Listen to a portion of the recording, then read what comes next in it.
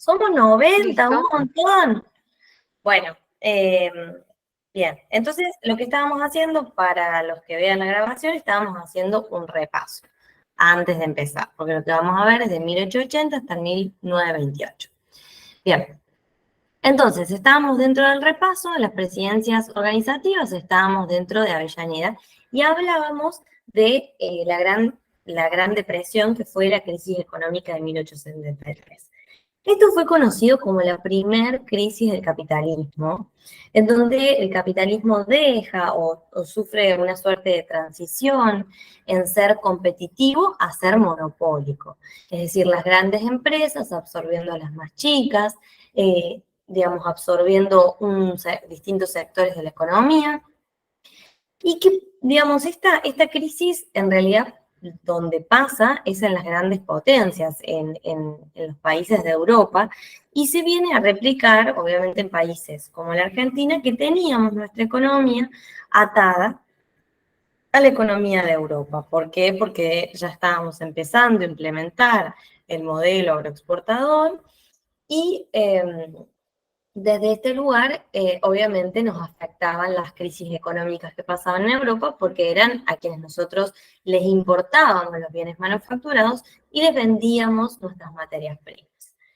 Para que ustedes se ubiquen, en esta época empieza a existir, digamos, junto con el capitalismo y demás, pero digo, empieza a existir lo que es la División Internacional del Trabajo, en donde hay países, que son las grandes potencias, que se encargan de producir bienes industrializados, con las materias primas que les proveen los países, digamos, los países generalmente de América Latina, que producen bienes primarios como los alimentos, las materias primas y demás. Entonces nosotros exportábamos, esto se los explico porque, digamos, todos los modelos, todos los gobiernos que vamos a ver hoy eh, aplican este modelo exportador de la economía, ¿no?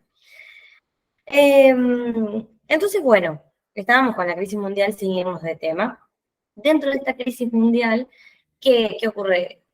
También es producto de la revolución industrial que existía en ese momento, en donde se empezó a producir mucho, estos países europeos eh, hacen una suerte de sobreproducción.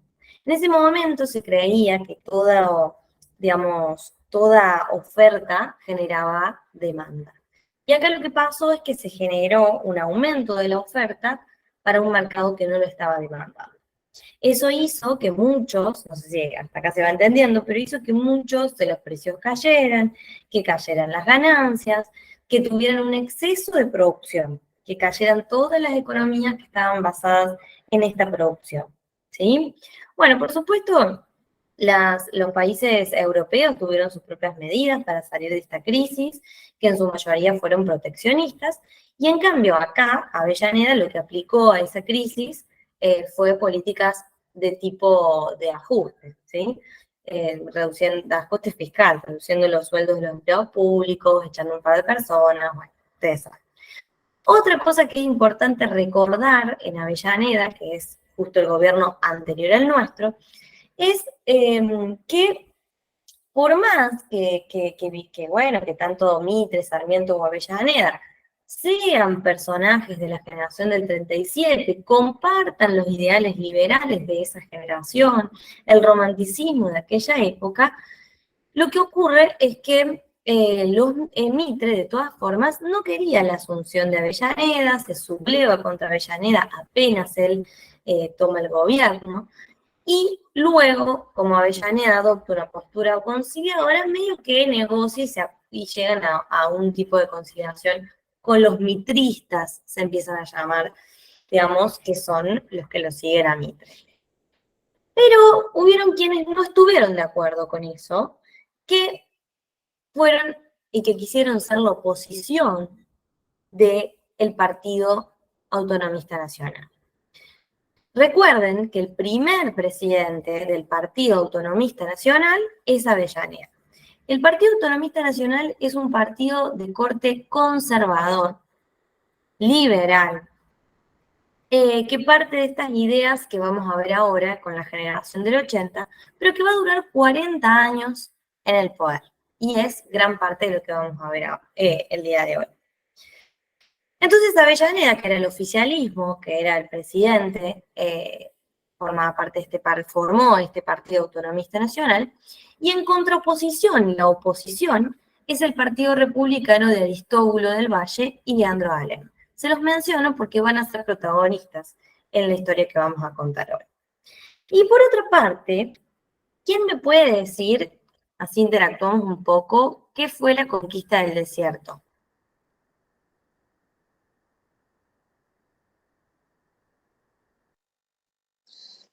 Julio Roca, profe, manda a hacer una masacre del pueblo, de los pueblos originarios. Desconozco bien cuál era el objetivo, pero creo que era por una cuestión de tierras. Eso es lo que puedo aportar, Sí. no sé si está Está bien. bien, está perfecto, es que eso fue sin dudas. Lo que pasa es que la campaña del desierto inicia con Rosas en el 33-34, 1833-34, y después es retomada por Avellaneda, digamos, en la presidencia de Avellaneda, porque es una campaña, como vos dijiste, es una campaña militar, es una campaña de exterminio, que lo que busca es conquistar territorios, ¿sí? En donde estaban los pueblos originarios. Entonces los pueblos originarios sufren un proceso de aculturación, esto fue en toda la región pampeana y patagónica, todos esos territorios luego fueron repartidos entre la aristocracia, entre la oligarquía argentina, muchos de este Partido Autonomista Nacional.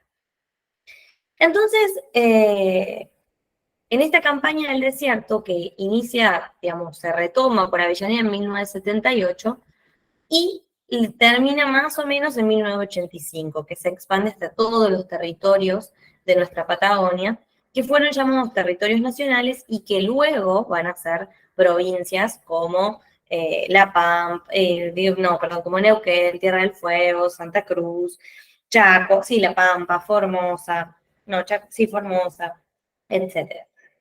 En esta campaña del desierto, cuando inicia, bajo el mando de Avellaneda, quien era el general que lo llevaba a cargo era Adolfo Alsina. Y Alsina lo que había propuesto como estrategia defensiva era hacer una zanja nacional que separe, digamos, los territorios e impedir entonces que los integrantes de los pueblos originarios, quienes ellos llamarían indígenas, indios, aborígenes, etcétera, no cruzaran esa cerca. Pero ¿qué pasó? Nunca la terminó de construir Alsina. Y es en el 78 cuando entonces Alsina muere en el 77, y en el 78 el que aparece es quien vos dijiste, Marcela, Julio Argentino Roca. Y Julio Argentino Roca es el que expresamente dice, la zanja era una porquería, no servía para nada, para mí hay que hacer una campaña mucho más rápida y letal. Y él entonces es el que dirige fuertemente esta campaña del desierto, como el ministro de Guerra del gobierno de Avellaneda. Ahora, yo les quiero hacer una aclaración antes de empezar de lleno, que vamos a ver una característica en este periodo, en todo este periodo del Partido Autonomista Nacional, estos 40 años del orden conservador, que el Ejército Nacional parece ser un actor político implacable. ¿Qué quiere decir esto? Que siempre que la oposición se rebelaba, el Ejército Nacional lograba frenarlo, ¿sí? Y recuerden esto porque la primera vez que lo hace, digamos de esta manera y que después nunca falla, es con el gobierno justamente de Avellaneda, cuando Mitre intenta sublevarse, este ejército nacional que estaba a cargo de, que digamos donde estaba también Roca, digamos, no logra generar esa revolución, ¿no? Bueno, dicho esto, ya hicimos todo el repaso. Y nos vamos a lo que nos compete, que es el primer tema, que, bueno, ya acá le puse un zorrito. ¿Por qué? Porque a Julio Argentino Roca le decían el zorro. Le decían el zorro justamente por estar, no puedo como, a ver si puedo hacer esto. Le decían el zorro justamente porque, digamos, él es uno de los actores más importantes de esta generación del 80 y en el Partido Autonomista Nacional, es uno de los fundadores, junto con Miguel Juárez Celman, de este partido nacionalista. Y le decían el zorro porque él, pese a no estar siempre siendo el presidente, siempre estaba detrás haciendo distintas alianzas, ¿sí? Bueno, lo primero que vemos antes de entrar de lleno con Roca, vamos a ver la generación del 80.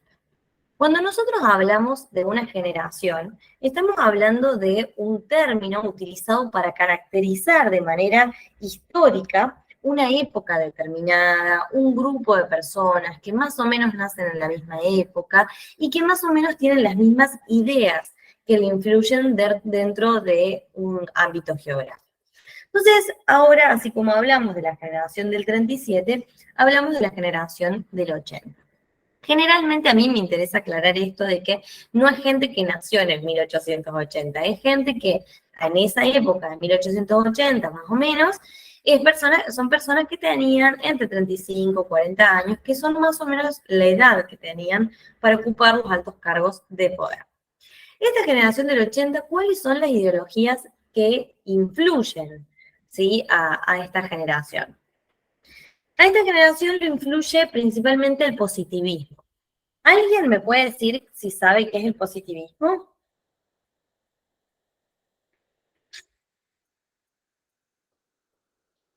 Vamos, vamos, vamos. Alguien lo tiene que haber visto en el secundario. Lo pueden escribir en el chat, si no.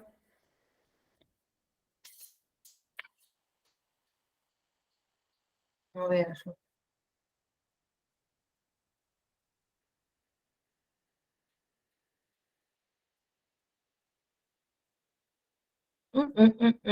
Bueno, bueno, si no van a cobrar conmigo, entonces les voy a tener que decir qué es. Bueno, el positivismo es una teoría filosófica. Es una teoría filosófica que considera, digamos que es acuñada por Augusto Comte, y que considera que uno tiene conocimiento a partir de los hallazgos positivos. ¿Qué quiere decir esto? Conoce a través de lo que es verificable, de lo que yo puedo experimentar, de lo que puedo verificar, de lo que puedo percibir a través de mis sentidos, ¿sí? Por eso, cuando hablamos de positivismo, se habla mucho de lo que es la experiencia, de las percepciones reales que tengo, de la razón, de la lógica, y viene a ser un poco esta idea en donde el único conocimiento acabado, auténtico para el positivismo, es el conocimiento científico, y se opone a todo lo que es el conocimiento no entiendo bien la pregunta si sería algo como que, sí, sin dudas esas palabras que usaste, al menos progreso y evolución, son ideas que son de la generación del 80, por lo que ahora vamos a ver. Claro. El, eh, Claro, el positivismo, tal cual, Lorena, es así. El positivismo hablaba de lo que yo puedo observar, lo que puedo experimentar. Eso para él para el positivismo es conocimiento. Por oposición, no es conocimiento todo lo que tiene que ver con lo metafísico, la cuestión de las divinidades, y bueno. Una de las cosas que menciona el libro que es importante del positivismo y de Augusto Comte es de la ley de los tres estados.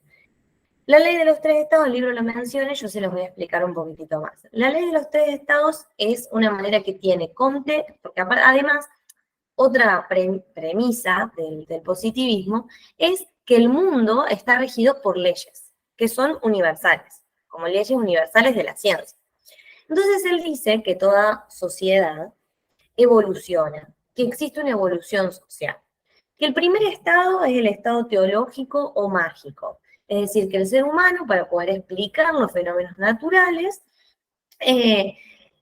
piensa, digamos, que son actos de una divinidad sobrenatural.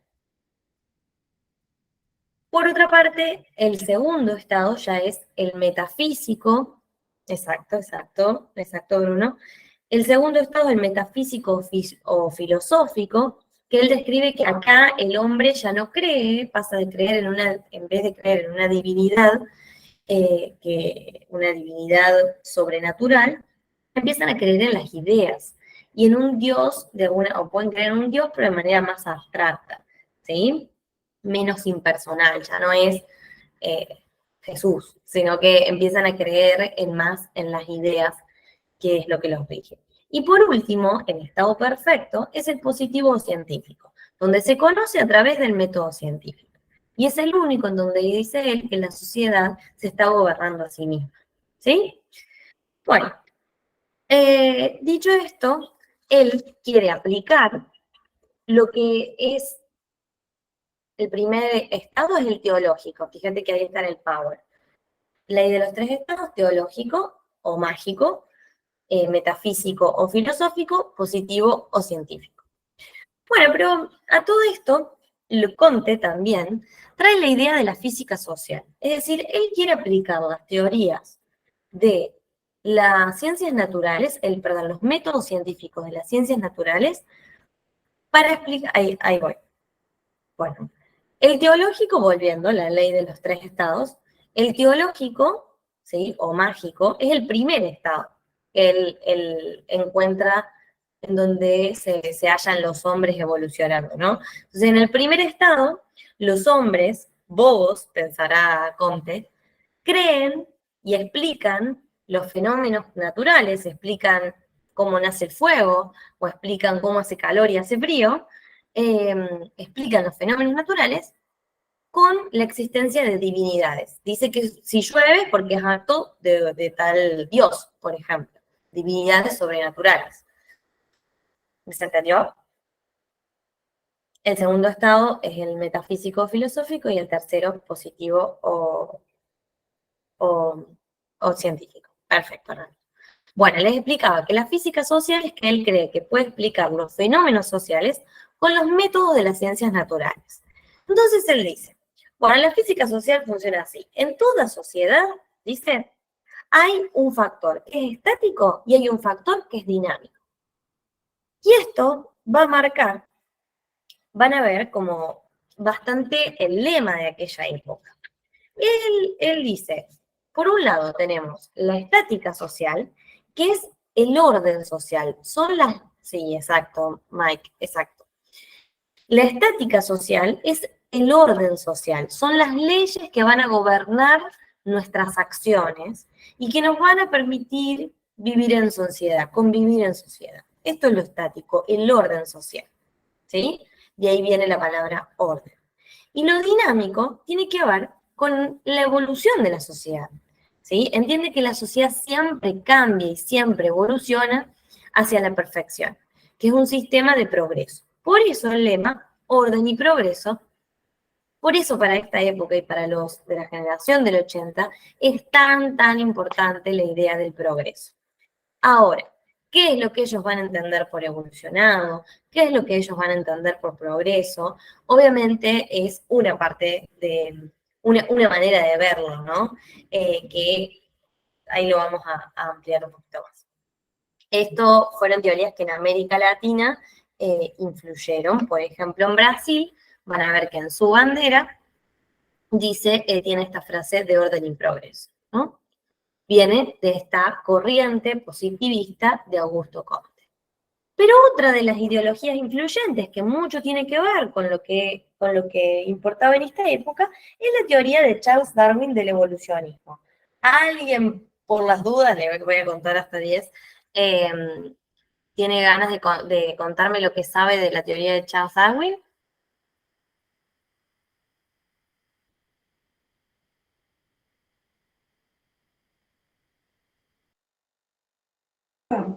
La supervivencia del más apto. Bien, esa es una de las ideas, pero fíjate qué curioso eso, la teoría de la evolución. No vi el nombre de quién habló, pero, porque tengo divididas las pantallas para ver el Power y ver. Les decía que con respecto al evolucionismo, tal cual Darwin sostiene la teoría de la evolución.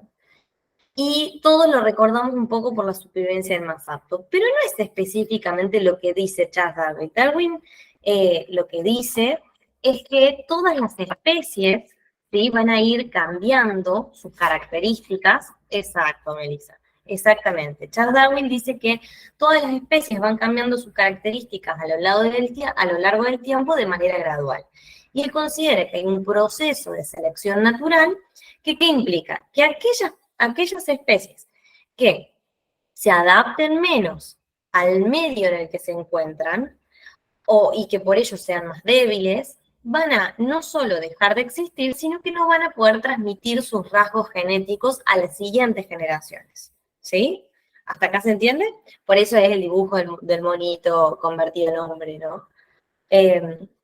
Ahora, esto él lo habla sobre todo respecto de los animales, sobre todo respecto de las especies, y como un poco hablando de que, bueno, de que nosotros evolucionamos físicamente, o sea, en definitiva, es su teoría.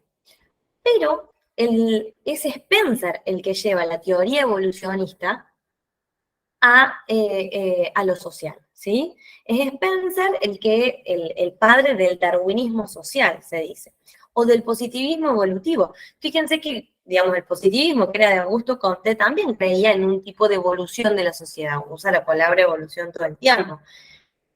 Cree en la idea de progreso, que eso significa que la sociedad cada vez vaya evolucionando hacia la perfección. Bueno, Spencer entonces, él es el que habla de la supervivencia del más apto, el de que considera el que lo lleva a las sociedades, entonces que hay personas que son más inteligentes que otras y que ellas van a tener que gobernar, por ejemplo. Por eso, alguien, no sé si tienen frescos los conceptos de oligarquía o de aristocracia. Oligarquía tiene que ver que el gobierno o el poder está en manos de unos pocos, generalmente de las élites, de quienes tienen más poder adquisitivo, que tienen más poder en todos los sentidos, y la aristocracia es como el gobierno de los mejores. Solo aquellos que sean más superiores van a poder gobernar.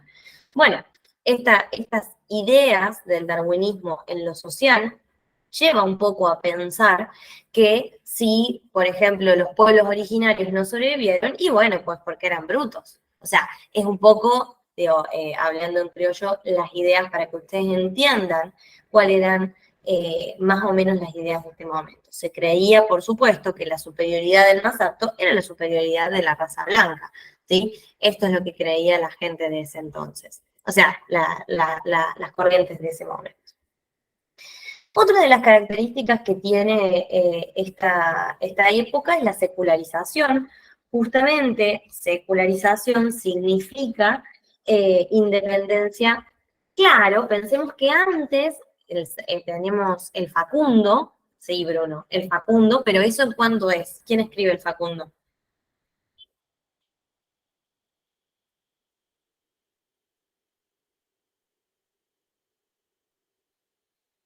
Sarmiento, exactamente, Sarmiento. Entonces, recordemos que son las presidencias justo que vienen atrás nuestro, o sea, no es casual, porque ahora les vieron que ahí en lo último les pongo generación del 37, el ideal liberal.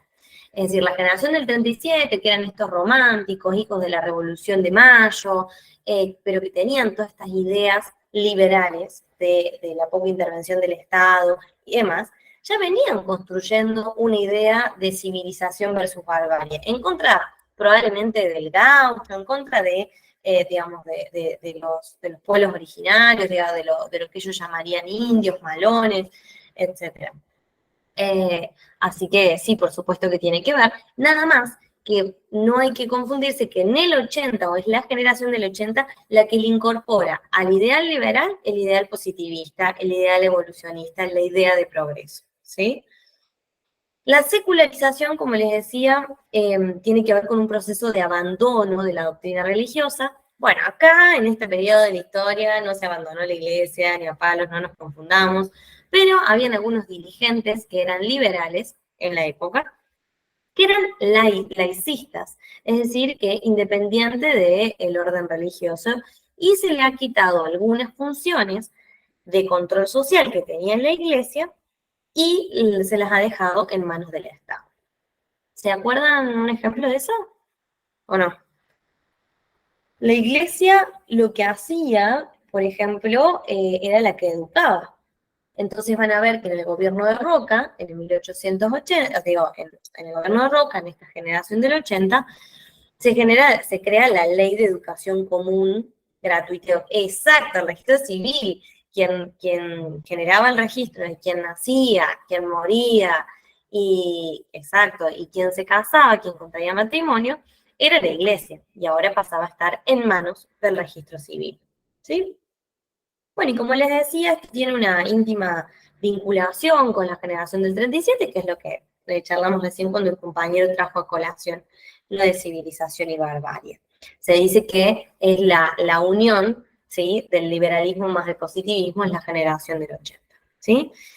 Hay una parte del libro que hay un montón de cosas del libro a mí que no me gustan, pero las que me gustan las destaco. Ahí mencionaba como que había este paralelismo en donde por un lado esta generación del 80, este orden conservador, buscaba mostrar a la Argentina que estaba con el modelo agroexportador como una Argentina próspera y feliz porque entraba mucho oro, teníamos muchas inversiones extranjeras, pero la realidad social es que había mucha vía libre para la corrupción y el fraude, que vienen a ser lo mismo, el fraude electoral, digamos, puntualmente, que es lo que va a marcar esta etapa, y había mucha miseria social, ¿sí? Bueno.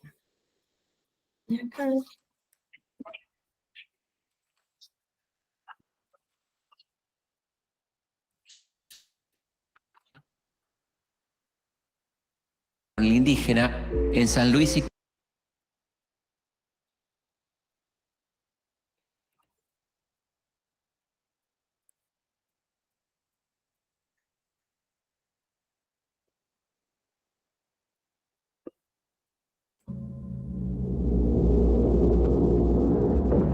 Alejo Julio Argentino Roca nace en Tucumán en 1843. Buen militar y gran político, ambicioso e inteligente, lo apodan El Zorro. Pelea en Pavón y en Cepeda en las fuerzas de la Confederación. Bajo la presidencia de Mitre y la de Sarmiento, participa de la defensa de la frontera con el indígena en San Luis y Córdoba y en distintas misiones que llamaron de pacificación. También participa en la Guerra del Paraguay, utiliza el ejército y sus relaciones sociales para construir un entramado político que lo encumbra en el poder. En 1874, cuando Avellaneda gana las elecciones, Roca derrota el levantamiento armado de los mitristas. Por su desempeño, el nuevo presidente Avellaneda lo asciende a general.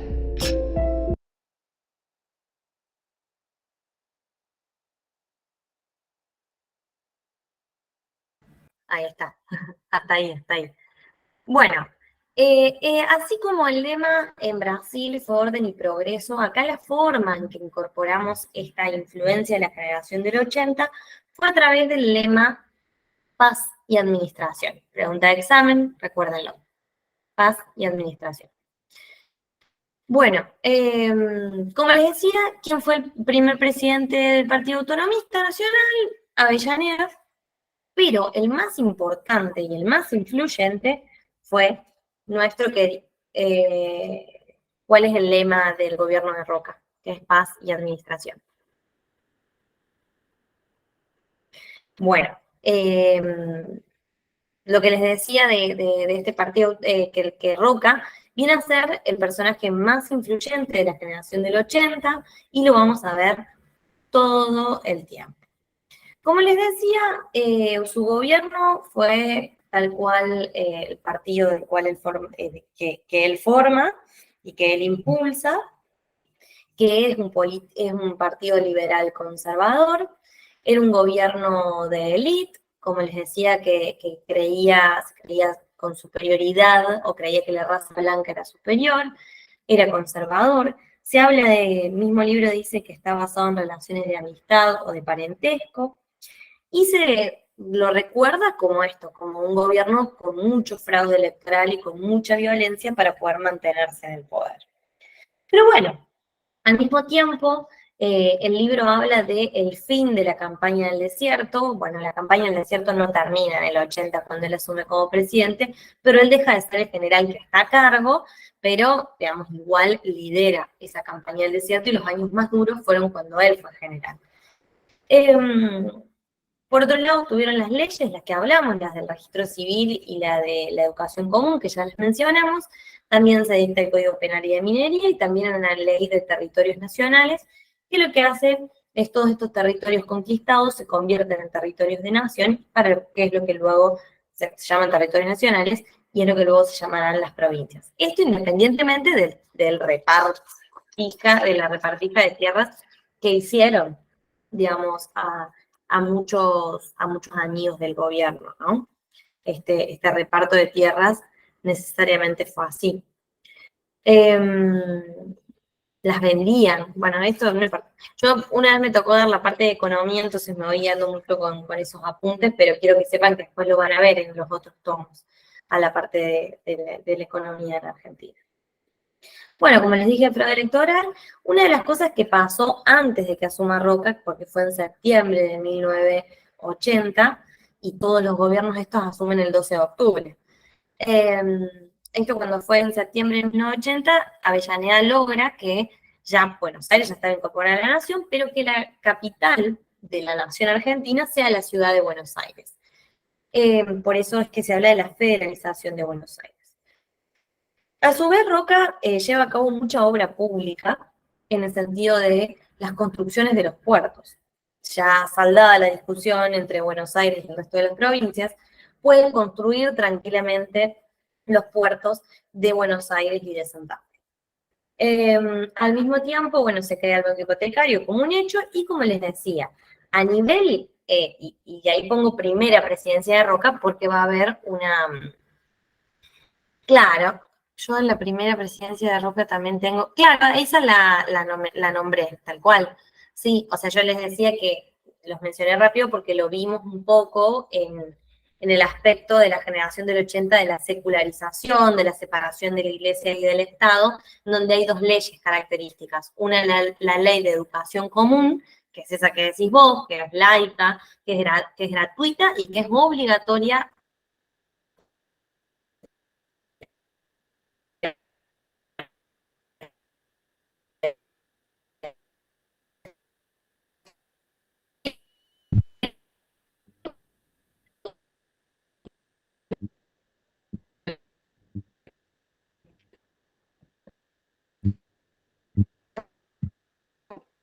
Carly, se escucha medio cortado.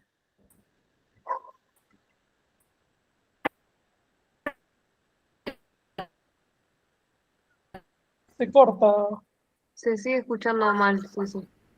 ¿Será el internet? Ahora te escucho bien. ¿Me escuchan? ¿Me escuchan? ¿Sí? Sí, sí. Ahora sí. Bueno, aprovechemos. No, se escucha entrecortado. Les decía que Roca gobernó 2 veces como presidente, para que ustedes se acuerden, igual en la línea de tiempo está. Pero él siempre, como zorro que era, estaba detrás de este Partido Autonomista Nacional con todos sus integrantes, que les recuerdo, gobiernan 40 años. Bueno, porque desde el 74 hasta el 1916, sí. Se sigue cortando.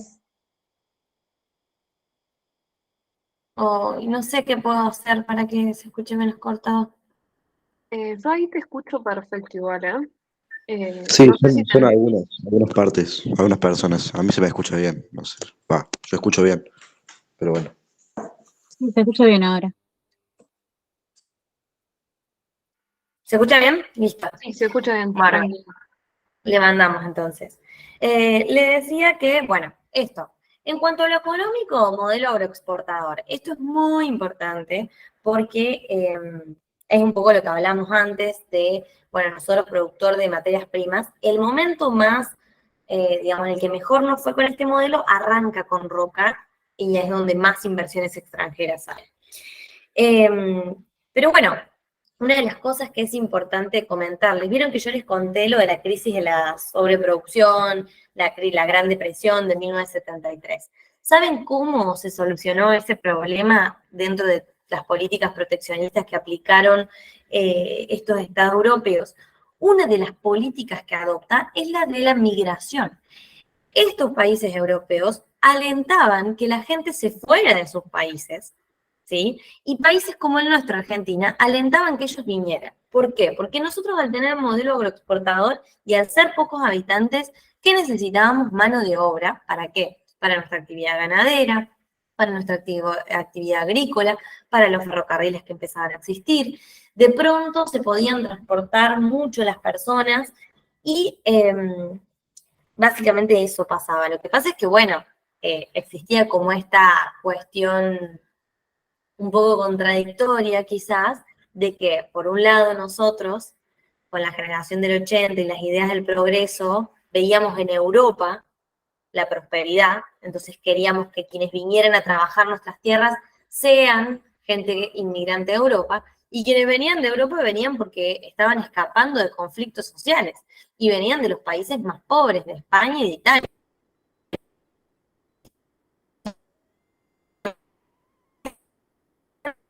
Carly, ahí se vuelve a cortar.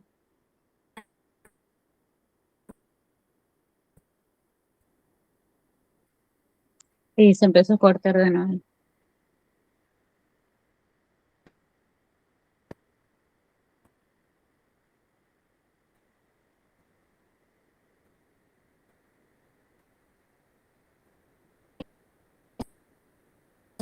Sí, se corta.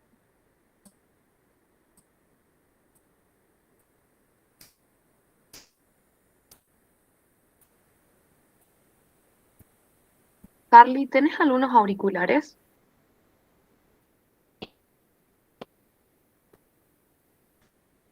Porque eso podría funcionar.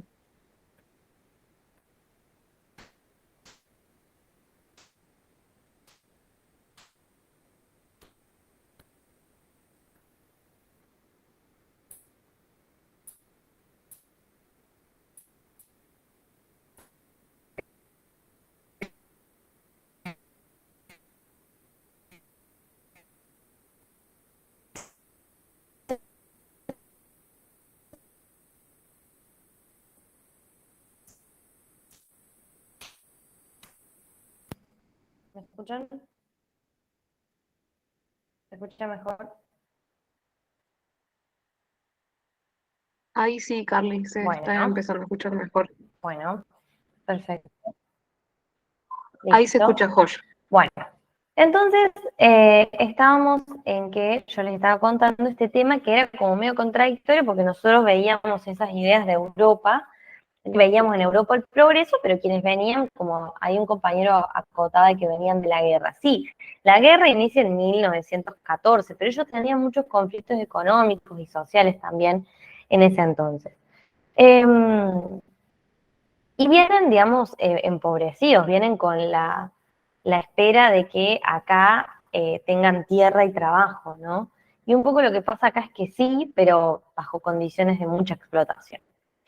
Pero bueno, eso lo vamos a ir viendo después, pero sí se caracteriza un gobierno por la inmigración europea. Pero además, esto sí es importante, más allá de que no me toca a mí darlo, pero que es Avellaneda el que dicta una ley de inmigración, ¿sí? Para poder justamente alentar que vengan desde Europa inmigrantes. Bueno, dicho eso, voy a poner el video. Julio Argentino Roca es el ideólogo de la llamada conquista del desierto, la campaña de exterminio de los pueblos originarios de la Patagonia. El ascenso de Roca al poder es parte de un recambio en la política local. Roca forma parte de la llamada generación del 80, un grupo de intelectuales y políticos que se piensan a sí mismos como la gente más sana, la mejor gente de la sociedad, y por lo tanto, los más aptos para gobernar. Creen que el país necesita de profundos cambios sociales y que esos cambios solo pueden llegar de la mano del capitalismo. Los hombres del 80 adhieren a las teorías científicas positivistas, que son la última moda en Europa, y creen que las innovaciones tecnológicas van a tener un progreso ilimitado.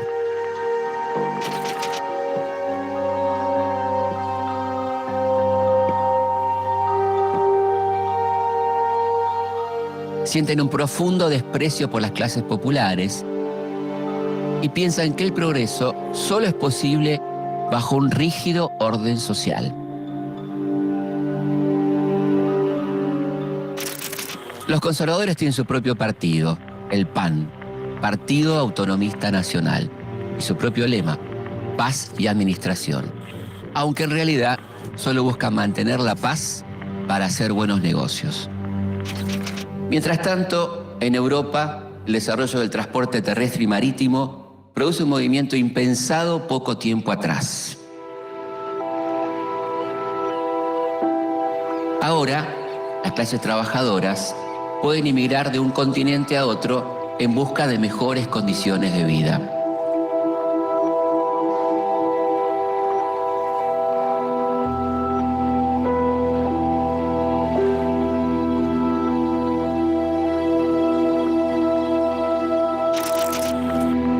Esto permite la llegada al país de una cantidad enorme de inmigrantes. El régimen conservador pretende una inmigración anglosajona que transforme la cultura de estas tierras. Pero la mayoría de los trabajadores llegan de las zonas rurales y empobrecidas de Europa, como España e Italia, por ejemplo. Ante la aluvión de extranjeros, en Buenos Aires se inaugura un para nada confortable hotel de inmigrantes, donde los recién llegados pueden alojarse por unos pocos días para después ser enviados hacia las zonas de trabajo. Durante la presidencia de Roca, aumentan las inversiones extranjeras en nuestro país, sobre todo las británicas. Inglaterra pone el ojo en las tierras, los bancos, los frigoríficos y los ferrocarriles.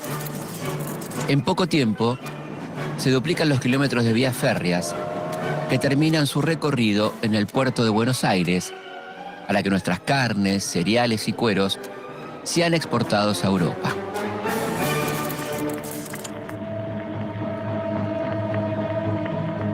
He abrigado siempre una gran simpatía hacia Inglaterra. La República Argentina, que será algún día una gran nación, no olvidará jamás que el estado de progreso y prosperidad en que se encuentra en estos momentos se deben en gran parte al capital inglés. Bueno, listo.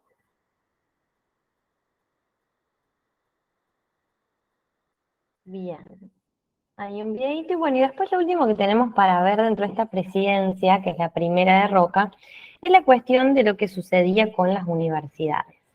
Más o menos vamos a ver, igual antes de abrirlo, vamos a hablar un poco, me escuchan, ¿no? Bien.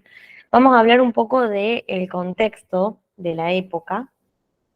Ustedes, en esta época, ¿qué universidades creen que existían?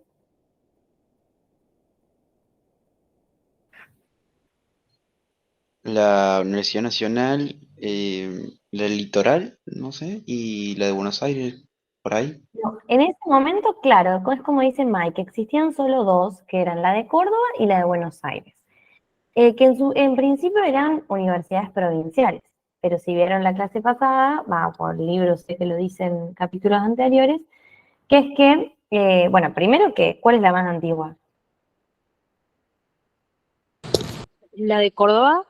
Sí, la de Córdoba. La de Córdoba, imagínense que se funda en 1613 por los jesuitas y 200 años después se funda la Universidad de Buenos Aires, que conocemos como UBA, y la Universidad de Córdoba, que es la UNC. Ahora, Después del siglo XIX se crea la de la Buenos Aires. la de Buenos Aires se crea en 1800, claro, sí, es el siglo XIX, en 1821. La crea el gobernador Martínez Rodríguez de Buenos Aires y Rivadavia. Bueno, y luego se nacionalizan. Córdoba se nacionaliza, la provincia y el Colegio Montserrat se nacionalizan en 1854. y Buenos Aires unos 30 años después, en 1881, en el gobierno de Roca. Pero ¿qué pasaba? El contexto un poco era que aparentemente al gobierno Bueno, claro, Melissa, tal cual, un poco de lo que se ve en los textos anteriores de este capítulo, pero eran los temas anteriores a los que me tocaba dar a mí, es un poco eso, digamos, de que después de la caída de Rosas, sí, después de la caída de Rosas, de la batalla de Caseros del 52, se empiezan a modernizar un poco las cátedras, las carreras, eh, se cambia, por ejemplo, se saca todas las cuestiones teológicas. Bueno, imagínense que esta generación del 80 medio que quiere separar un poco a la iglesia, ¿no? Del Estado y de la educación, al menos un poco. Pero bueno, más allá de eso, lo que le quería decir que el contexto era que aparentemente al gobierno de Roca le parecía que las universidades tenían muy poco vínculo con el Estado Nacional. Dice, aparentemente el único vínculo que les unía a la universidad con el Estado Nacional es el Congreso, el Poder Legislativo, cuando aprueba la ley de presupuesto. Porque que las universidades sean nacionales implica que el presupuesto viene del Tesoro Nacional. ¿Bien? Ahora, entonces, como quería que tengan más vinculación, hace la ley Avellaneda. La ley Avellaneda se aprueba y se sanciona en 1885. Se llama así porque fue un proyecto de ley de Avellaneda, de Nicolás Avellaneda, el presidente anterior a Roca, que siguió, por supuesto, dentro del partido y apoyando al gobierno de Roca. Bueno, esta ley universitaria, se dice la primera ley de universidades nacionales, conocida como ley Avellaneda, lo único que hizo fue dar la base, fijar las bases a las que debían ajustarse las universidades a la hora de hacer sus estatutos. Y dentro de estas bases les estableció la forma de su estructura de gobierno y de su administración interna, es decir, solo se metió con el régimen administrativo. El resto de los temas los dejó libres al accionar de las universidades, ¿sí? Pero bueno, dentro de esta, porque sobre todo es importante entender que para Avellaneda era muy importante que las universidades, pese a depender del presupuesto nacional y pese a esta ley que les iba a dar como una estructura a la cual las universidades debían ajustarse, una estructura de gobierno sobre todo, pretendía que las universidades sigan siendo autónomas e independientes, incluso con su presupuesto y etc. ¿Cuáles son estas estructuras de gobierno? Sí, Filo. Quería saber si era pregunta de examen las jerarquías de la universidad, Ay, porque no hay lo un sé, capaz los cuadrito en la chicos de página. Juntos por Derecho lo saben, pero yo se los puedo decir el cuadrito. Ah, bien. Yo no sé si es pregunta de examen, capaz los chicos saben. Yo sé. Hola Flor, ¿cómo estás? El viernes vamos a hacer un simulacro de parcial, ya les vamos a pasar la publi y el formulario para que se inscriban, y ahí van a poder bien más o menos las preguntas más importantes, así que de última, si muchos tienen preguntas acerca de ese tema, lo vamos a ver directamente todo el viernes, así que bueno, los esperamos, ya les vamos a pasar bien toda la info. Ah, bien, buenísimo, gracias. Bueno, igual ese cuadrito, para que si quieren se lo traduzco, pero bueno, lo que dice es el Ministerio de Educación, que es un ministerio que depende del Poder Ejecutivo de la Nación, te dice como, bueno, eso es, sí, el Ministerio de Educación que puede dictar ciertas directivas, digamos, en el ámbito de la administración. Y después tenés el rector, que va a ser la autoridad máxima dentro de la universidad, luego los decanos, ¿sí? Que van a ser la autoridad máxima dentro de cada facultad. O sea, cada universidad, pongamos el ejemplo, la UNC, tiene su propia, tiene distintas facultades. En esa época, nuestra universidad solo tenía 3 facultades: Derecho, Medicina y Ciencias Físico-Matemáticas. Y a su vez te ponen el rango representantes catedráticos, digamos los docentes, para entenderlo de alguna otra forma. Pero entonces, bueno, esto es lo que impone como estructura de gobierno. La figura de un rector que dice que tiene que ser elegido por la asamblea universitaria y que va a durar 4 años en el gobierno y que puede ser reelecto. Por otra parte, establece cuál es la figura de el Consejo Universitario, que también va a ser un órgano de gobierno, que va a estar conformado por decanos de las facultades, por 2 delegados por facultad, y qué es lo que hace este Consejo Universitario, resuelve las cuestiones que tengan que ver con las facultades, formula presupuestos, dicta reglamentos, más allá de que cada facultad puede dictarse su propio reglamento, el Consejo Universitario, al ser un órgano de gobierno de la universidad en general, también dictaba reglamentos. Pero solo la universidad, o sea, puede y podía otorgar títulos, no lo pueden hacer las facultades, la universidad, la UBA o la UNC, digamos, ¿no? Ahora, más allá de eso, seguían habiendo problemas con esta autonomía o independencia. ¿Por qué?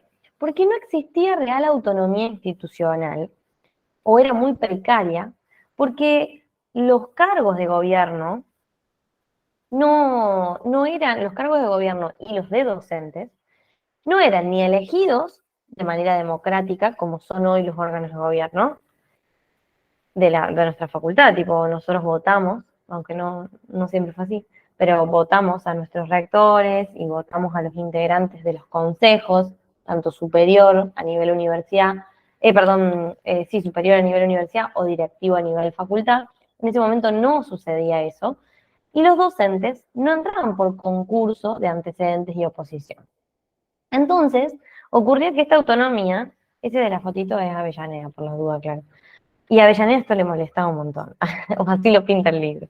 Lo que pasaba mucho era esto, digamos, de que la vida, que al final quienes ocupaban estos cargos no era limpio y eran gente afín al gobierno, era gente afín al poder ejecutivo.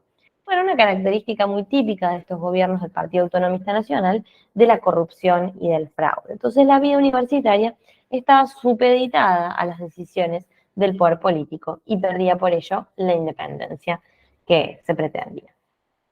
Bueno, volvemos a la línea del tiempo y acá nos vamos a reír un poquitito porque viene nuestro presidente cordobés.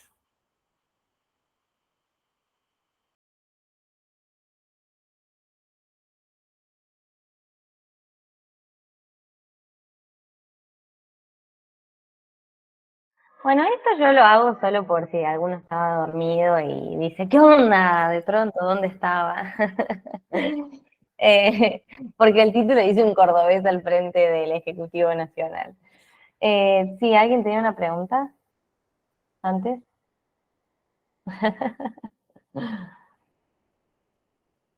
¿Alguien tenía una pregunta? A mí me pareció. Bueno. ¿Viste eso? Porque estabas dormido, Fabricio. Decí la verdad. Bueno. Bueno, la cuestión es que el cordobés al frente del Poder Ejecutivo Nacional es Miguel Juárez Selman. Miguel Juárez Selman. Me hacen reír. Bueno, Miguel Juárez Selman gobierna de 1886 al 1890, no completa su mandato.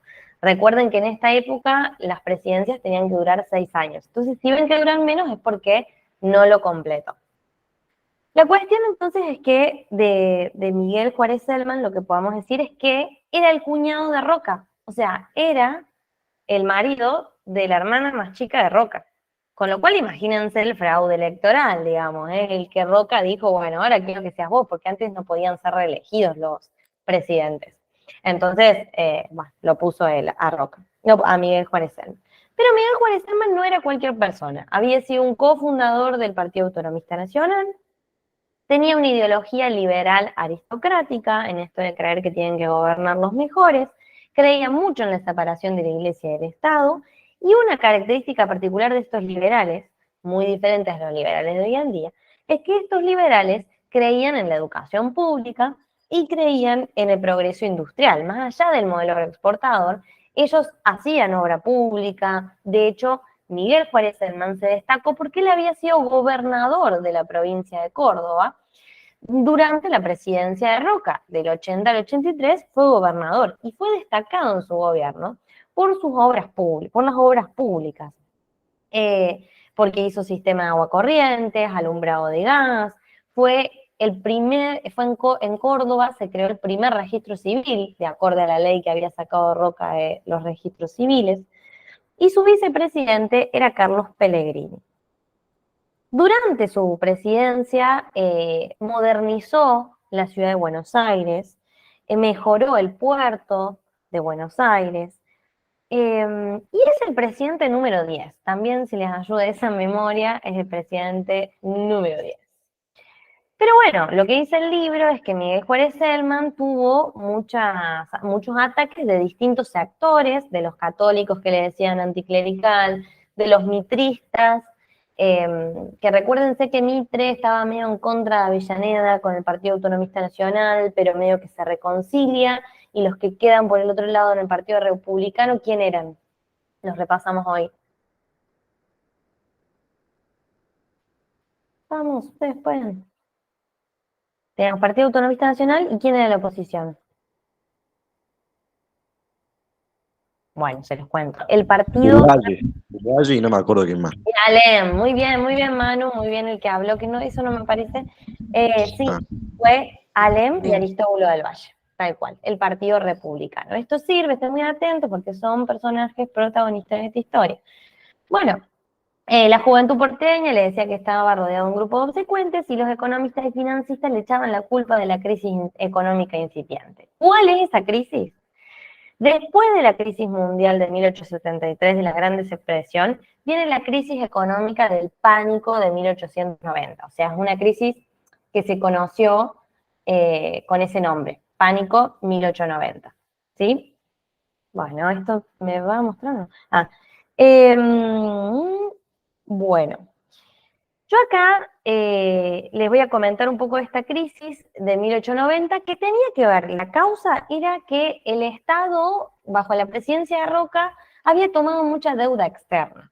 Si bien al país le estaba yendo muy bien con el modelo agroexportador y crecía económicamente y entraba mucho oro, pero al mismo tiempo contrajo mucha deuda para poder modernizar la ciudad de Buenos Aires, para hacer el puerto de Buenos Aires, para construir ferrocarriles, y esa deuda externa hizo que los ahorristas sacaran su dinero de los depósitos, digamos, sacaran sus depósitos de los bancos en Argentina empiezan a quebrar, caen los precios de las acciones, del valor del peso, o sea, es nuestra primera devaluación, porque cae el valor del peso respecto del oro, que era nuestra moneda internacional, que es lo mismo que nos pasa con el dólar, digamos. Caen los precios de las materias primas, de las acciones, empieza a haber más desocupación, bueno, todo es un quilombo en 1890. Y el gran salvador, van a ver después, que es el vicepresidente, cuando asume como presidente y termina este mandato. Se los adelanto. Pero, de todas formas, vamos a ver un pedacito acá.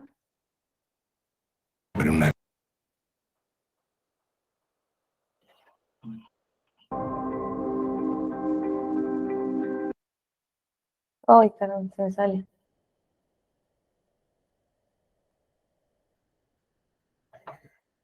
Del Estado. Privatiza a todos, amigos. Todo esto sucede en un contexto de una alta inflación y una caída de los precios internacionales.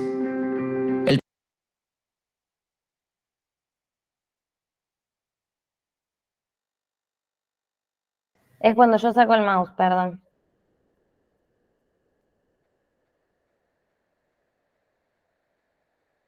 Públicos, lo que da lugar a estos... Bueno, no puedo, no importa. En fin. Igual si esto salió hoy, ¿por qué ahora no me sale? Conocido como grupos juaristas, toman una gran fuerza durante su mandato. Todo esto sucede en un contexto de una alta inflación y una caída de los precios internacionales. El país se encuentra en una gran crisis.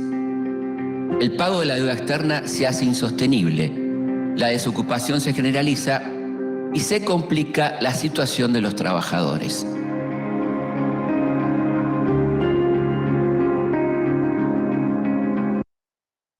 Bueno, era para mostrarle eso nomás. Pero bueno, el libro como que acá te cuenta que la oposición hace una revolución, que es la revolución del Parque, y que eso termina con la renuncia de Miguel Juárez Celman, la asunción, el reemplazo por ende de su vicepresidente Carlos Pellegrini, y con el surgimiento de la UCR. Pero nosotros lo vamos a ver más completo que eso para entenderlo mejor. Entonces, lo que vamos a hablar de esto es que acá el libro va a hablar de las revoluciones radicales, que les adelanto son 3, pero nosotros las vamos a ubicar en el tiempo y espacio de cada una de las presidencias para entenderlas mejor su contexto. Como vimos recién, la única oposición al Partido Autonomista era el Partido Republicano con Alem y Aristóbulo del Valle. Pero en ese momento empieza a armarse otro partido, con los mismos integrantes. Tanto Aristóbulo del Valle como Leandro N. Alem lo que van a hacer es formar la Unión Cívica de la Juventud. La Unión Cívica de la Juventud va a ser la oposición al Partido Autonomista Nacional y no solo va a estar compuesto por Alem y por del Valle, sino también por Mitre.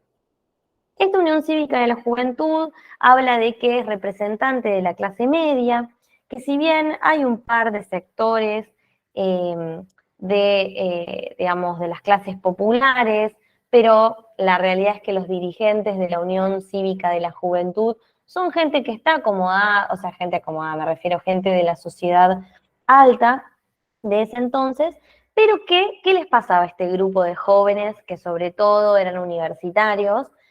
¿Qué decían? Decían, che, estamos hartos de este gobierno que es corrupto, que hace fraude electoral todo el tiempo, nosotros queremos que las elecciones sean libres, sin intimidación, sin fraude, porque si no, es un poder sin límites, es un unicato. Esto es lo que decía la Unión Cívica de la Juventud liderada por estas personas. Luchaban contra lo que se llamaba el régimen. ¿Sí? Bien, la primera revolución entonces de las radicales que dice el libro, pero acá todavía en la Unión Cívica de la Juventud, es la revolución del Parque. ¿Sí?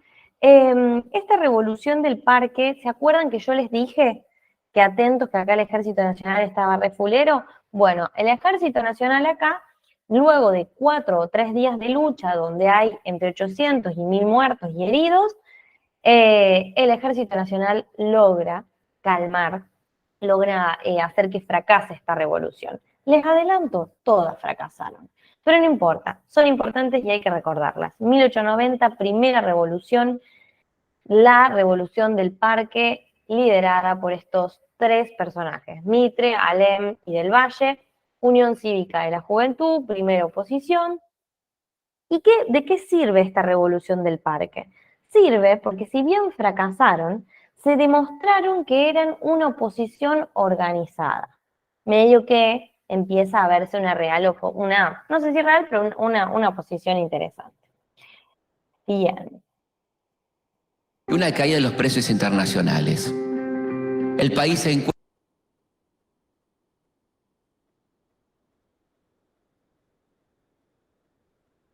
integrada por grupos muy heterogéneos que habían quedado al margen del poder y se unen bajo el nombre de Unión Cívica. Rápidamente se convierte en la primera amenaza a la hegemonía del PAN. Uno de sus máximos referentes es un apasionado abogado y orador de barricada. ¿Quién es? ¿Quién es? ¿Irigoyen? ¿Quién? Irigoyen no es. ¿Quién es? Alem, ¿no sería? Alem, muy bien, Alem. El tío de Irigoyen. No me animé a decirlo con un historia. Leandro Nicéforo Alem nace en 1841. Hijo de un jefe de la mazorca rosista, a los 10 años presencia el ahorcamiento de su padre, lo que le deja una huella profunda en su carácter. En su juventud milita en el autonomismo, pero cuando la mayoría de los autonomistas se suma al PAN, Alem se opone y queda marginado. Es un defensor del sufragio universal y de los partidos políticos como la base de la democracia. Alem es un político de convicciones inquebrantables. Como poeta inspirado e impetuoso duelista, Es casi un personaje de literatura romántica. Además de Alem, en la Unión Cívica conviven líderes muy distintos, como Bartolo de Mitre y José Félix Uriburu. Entre ellos tienen muchas diferencias, pero los une un objetivo común: derrocar al gobierno corrupto de Juárez Celman. Su primera acción es la Revolución del Parque, una revuelta en la que participan alrededor de 1.200 personas, entre civiles y militares.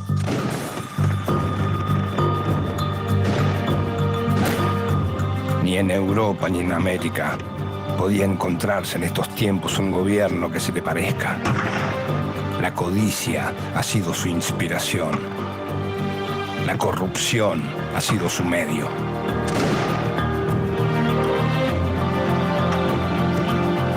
Bueno, hasta acá llegaste. Listo. Bueno, con esto entonces, que quede claro que no, la Revolución del Parque no lo derroca a Miguel Juárez Celman, sino que a raíz de la Revolución del Parque, Miguel Juárez Celman pierde legitimidad en su gobierno y por eso renuncia. Que es un poco lo que estaban buscando, ¿no? Pero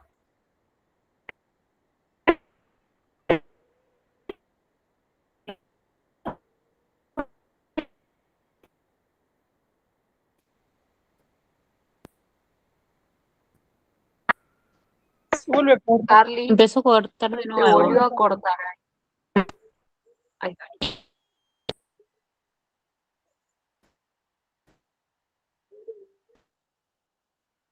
Otra vez ahí.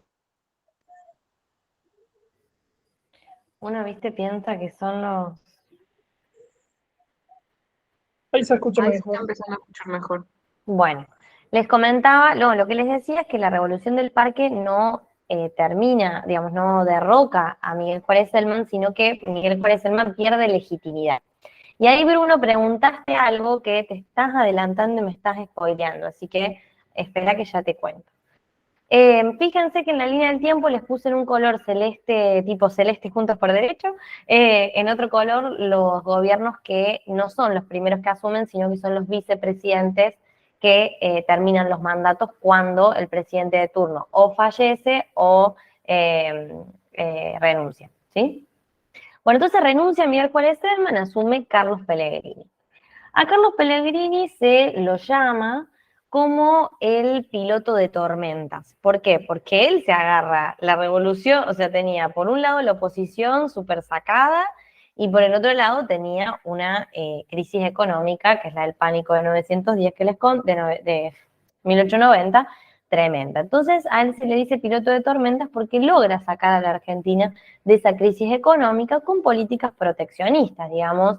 Él empieza a cobrar impuestos internos. Bueno, recuérdense que el problema era la deuda externa, entonces empieza a hacer un plan de pagos para poder pagar esa deuda externa, solucionó el problema con esos acreedores extranjeros, fundó el Banco de la Nación, creó la caja de conversión, es decir, que por primera vez el peso se podía cambiar por el oro. Desde ahí tuvimos esta convertibilidad que duró como unos 40 años, impulsado por este modelo agroexportador también. Se autorizó a emitir billetes, canceló concesiones ferroviarias, pero esto el libro no lo dice porque lo ven después en la parte económica. Pero para que sepan que eso les quería aclarar. Este gobierno de Carlos Pellegrini, acá el libro no lo menciona en la parte que a mí me toca darles. Pero se lo voy a dar igual para que ustedes puedan entender qué es lo que sucedió. Bueno, lo que sí habla el libro, si bien no habla de Carlos Pellegrini y sus 2 años de mandato, lo que sí habla es de lo que ha sucedido durante ese periodo. Y habla entonces de que la Unión Cívica de la Juventud se consolida como una oposición organizada, que empieza a crecer en el resto de las provincias del país, continúa fomentando centros políticos. Pero ¿qué pasa? Una vez que se van acercando las elecciones, que iban a ser en el 92, ¿sí? Porque ahí terminaría el mandato de Juárez Celman, en este caso de Carlos Pellegrini, en el 92 se venían las elecciones. ¿Y quién estaba acá muy vivaracho? El Zorro. El Zorro, ¿quién era? Roca. Roca siempre va a estar en esta historia detrás de todos, detrás del Partido Autonomista Nacional, intentando mover los hilos del poder. Entonces, Roca es el de billete de 100, ¿no? Se dieron cuenta, se puse en la filmina. Bueno, entonces, Roca, ¿qué hace? Le propone a Mitre, que Mitre ya había sido engatusado, ¿se acuerdan? Por el Partido Autonomista Nacional con Avellaneda. Y los que se habían enojado eran Alem y Aristóbulo del Valle, y por eso hicieron el Partido Republicano en ese entonces. Bueno, de nuevo Roca dice, le vamos a proponer a Mitre que pueda meter cierta gente en el gobierno, hagamos una alianza, qué sé yo. Y ahí es donde se produce la división de la Unión Cívica. Y queda, por un lado, la Unión Cívica Nacionalista, que es la de Mitre, la que está dispuesta a negociar con el gobierno de turno, y la Unión Cívica Radical, liderada por Leandro Alem, que no va a transigir. Digamos, acá se utiliza mucho la palabra intransigente, porque significa justamente no ceder, no hacer concesiones por ideas que no te parecen justas, ¿no? Entonces, el radicalismo, acá surge la Unión Cívica Radical, que viene a ser el partido político argentino moderno, el primer político argentino moderno, y la real oposición al gobierno conservador de turno, porque el otro estaba haciendo negociaciones, ¿no? Y es liderado por Alem, la Unión Cívica Radical, partido tal cual conocemos hasta el día de hoy. A partir de ese hito se divide y empieza a existir la Unión Cívica Radical. Bueno, ¿qué más contarles de esto? Creo que acá hay...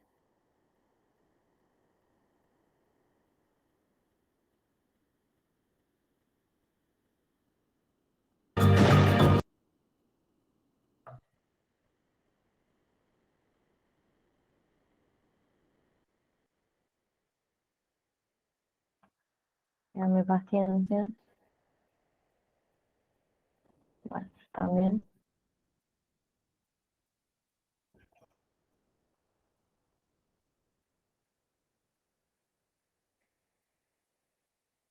Noticias.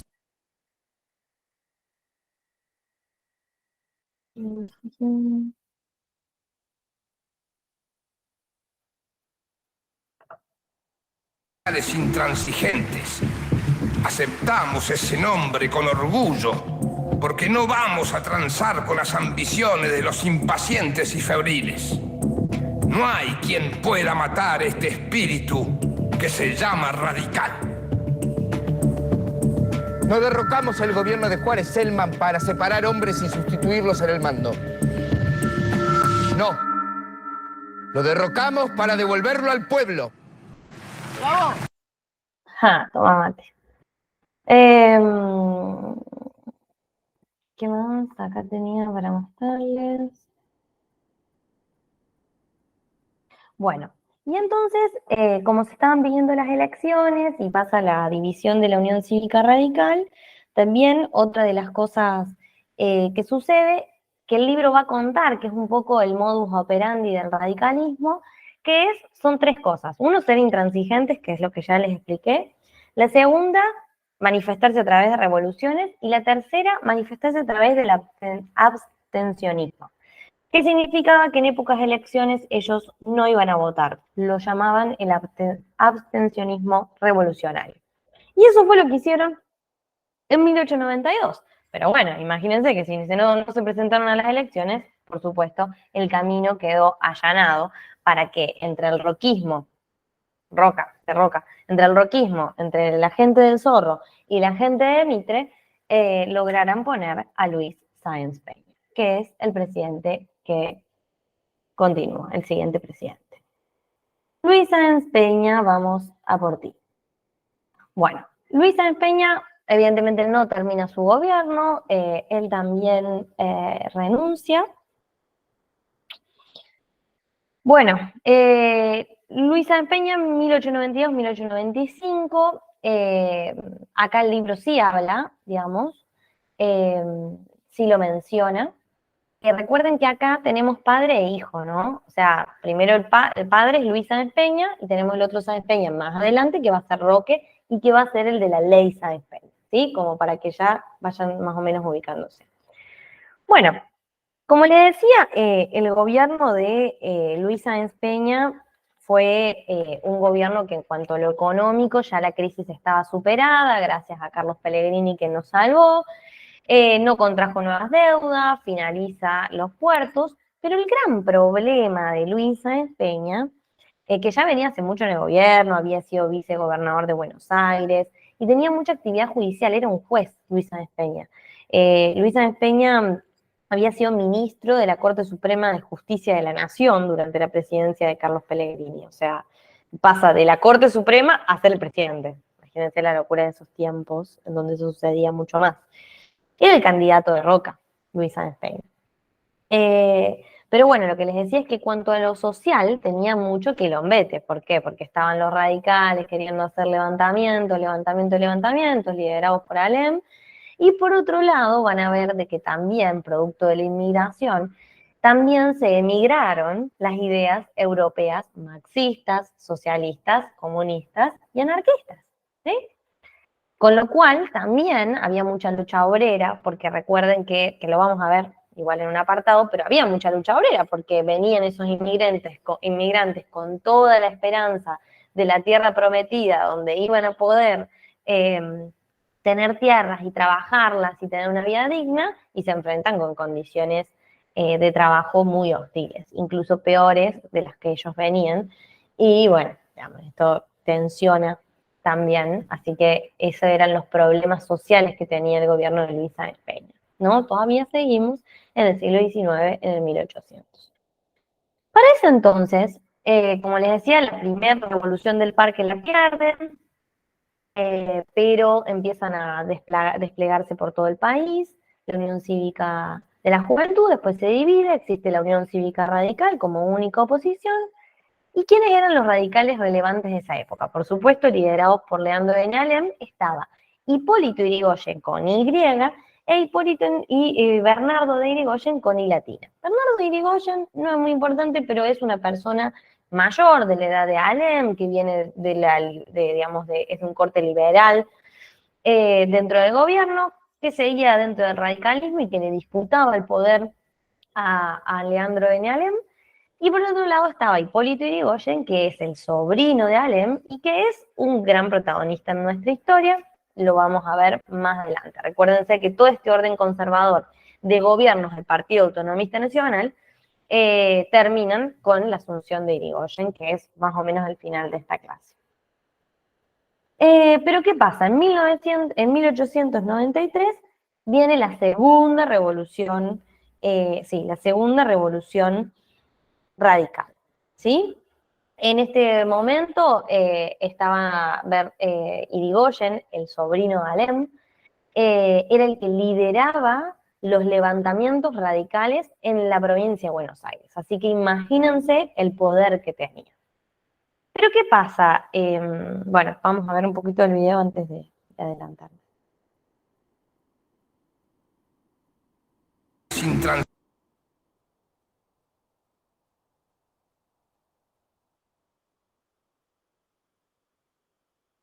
Aún controlan la mayoría de las provincias de la UCR.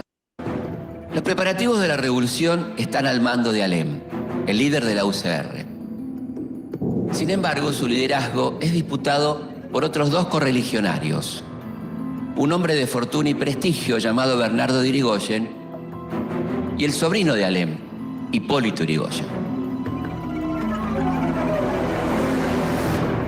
Juan Hipólito del Sagrado Corazón de Jesús Yrigoyen nace en 1852 en la ciudad de Buenos Aires.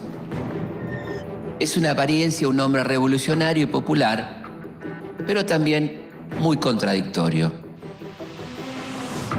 En los últimos años ha tomado mucha fuerza y ha convertido la Unión Cívica Radical Bonaerense en una poderosa organización. Sin embargo, son muchos los que dentro de la Unión Cívica Radical desconfían de él y de su estilo. Sobre todo aquellos dirigentes más ligados a las clases altas. Yrigoyen odia las fotos y no le gusta dar discursos. Sin embargo, ya se perfila como un gran líder. En los próximos 40 años va a ser el personaje más amado por el pueblo y el más odiado por las élites. Bueno, un poco ahí les estoy presentando a Yrigoyen, que va a ser un protagonista de los años que siguen, pero es un poco para que ustedes lo ubiquen dentro de este panorama. Él estaba en las revoluciones radicales, liderando la revolución de Buenos Aires. Pero ¿qué pasa acá? Y ahí vamos, Bruno, para que vos entiendas qué es lo que pasó. Pasó que, ¿quién está detrás de todas estas cosas? El zorro Roca. ¿Qué es lo que hace? Muy vivaracho, le ofrece ser ministro de guerra, o sea, mediante el gobierno de Luis Sáenz Peña, ¿no? Le ofrece ser ministro de guerra a Aristóbulo del Valle. Entonces, Aristóbulo del Valle, que era parte del radicalismo, deja de formar parte, se suma al Partido Autonomista Nacional, igual que Mitre, y cuando se hace la segunda revolución radical en 1893, Aristóbulo del Valle le habla, digamos, a Irigoyen y le dice, che, baja las armas porque si no va a ser un derrochero de sangre. O sea, nuestro ejército ya viene ganándoles todo este tiempo, va a volver a ganar, va a morir nuestra gente, va a morir su gente. No cortarla con la revolución, tipo, es un poco lo que le pide Aristóbulo del Valle, quien obviamente se conocía con Irigoyen. ¿Y qué creen que hace Irigoyen?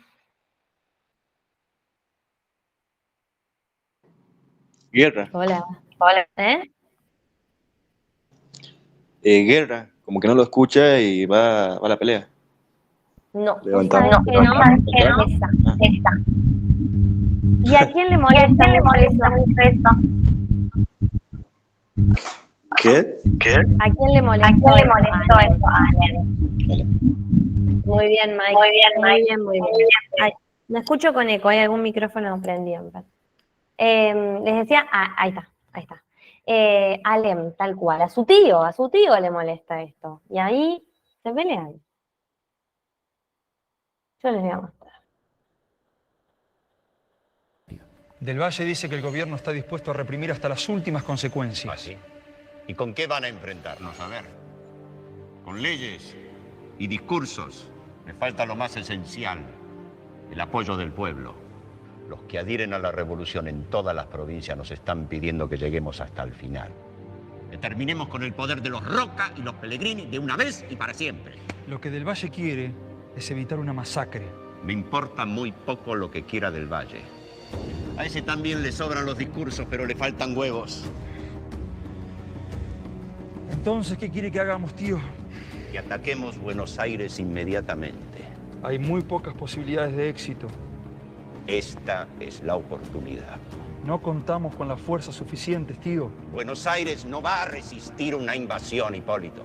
No subestime el poder de Roca y Pellegrini. ¿Pero qué poder, carajo? ¿Qué poder? ¿El de los burócratas? Las milicias provinciales acatan tu mando. Si soy yo el que manda, entonces, la respuesta es no. ¿Cómo puede ser tan cobarde? Cobarde, sí. Es un momento difícil para Alem. Sí, muy bravo, ¿no? Porque la revolución es derrotada, él es detenido, e Irigoyen tiene que exiliarse en Montevideo. ¿Qué pasa? ¿Ya no era negocio estar al lado del tío revolucionario? Bueno, Alem dice que su sobrino Irigoyen está dispuesto a transar con cualquiera con tal de lograr sus objetivos. Irigoyen dice que su tío Alem es intransigente y personalista. Bueno, ahí vemos, todavía no respondí, bueno, digamos, el motivo por el cual vamos a ver que esto después, digamos, termina con el suicidio de Alem. Esto fue en 1983 y Alem se suicida 3 años después, ¿no? No se sabe por qué motivo, imagínense que se dicen un montón de cosas, pero fue en 1896 el suicidio, es decir, bueno, como les decía, Luis Sáenz Peña renuncia frente a toda esta crisis y quien continúa el gobierno es José Evaristo Uriburu, que va a terminar el mandato en los 3 años que le quedan. Esto tampoco, el libro habla de la presidencia de Uriburu, pero sí habla de cómo continúa el radicalismo en su gobierno, qué sucede en su gobierno, el suicidio de Alem en 1896. Haces altas.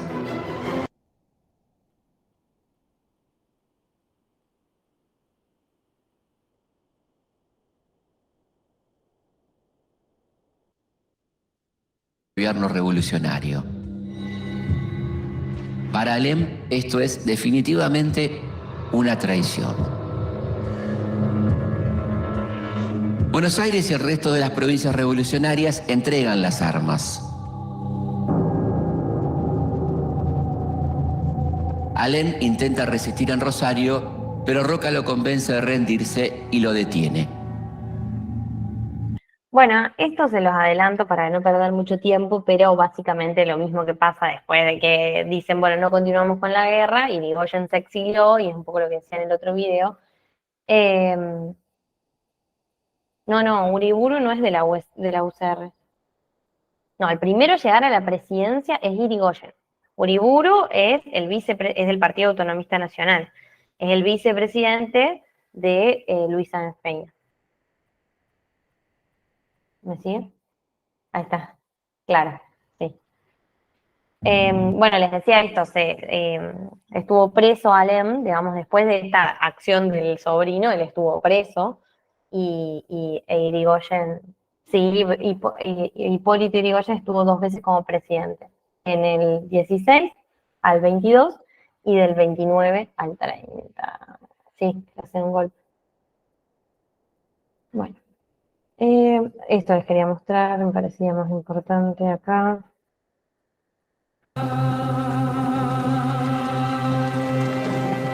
Los que conocen a Alem saben que atraviesa un momento difícil. Tiene graves problemas económicos porque aportó todo su capital para financiar el partido y las revoluciones fallidas.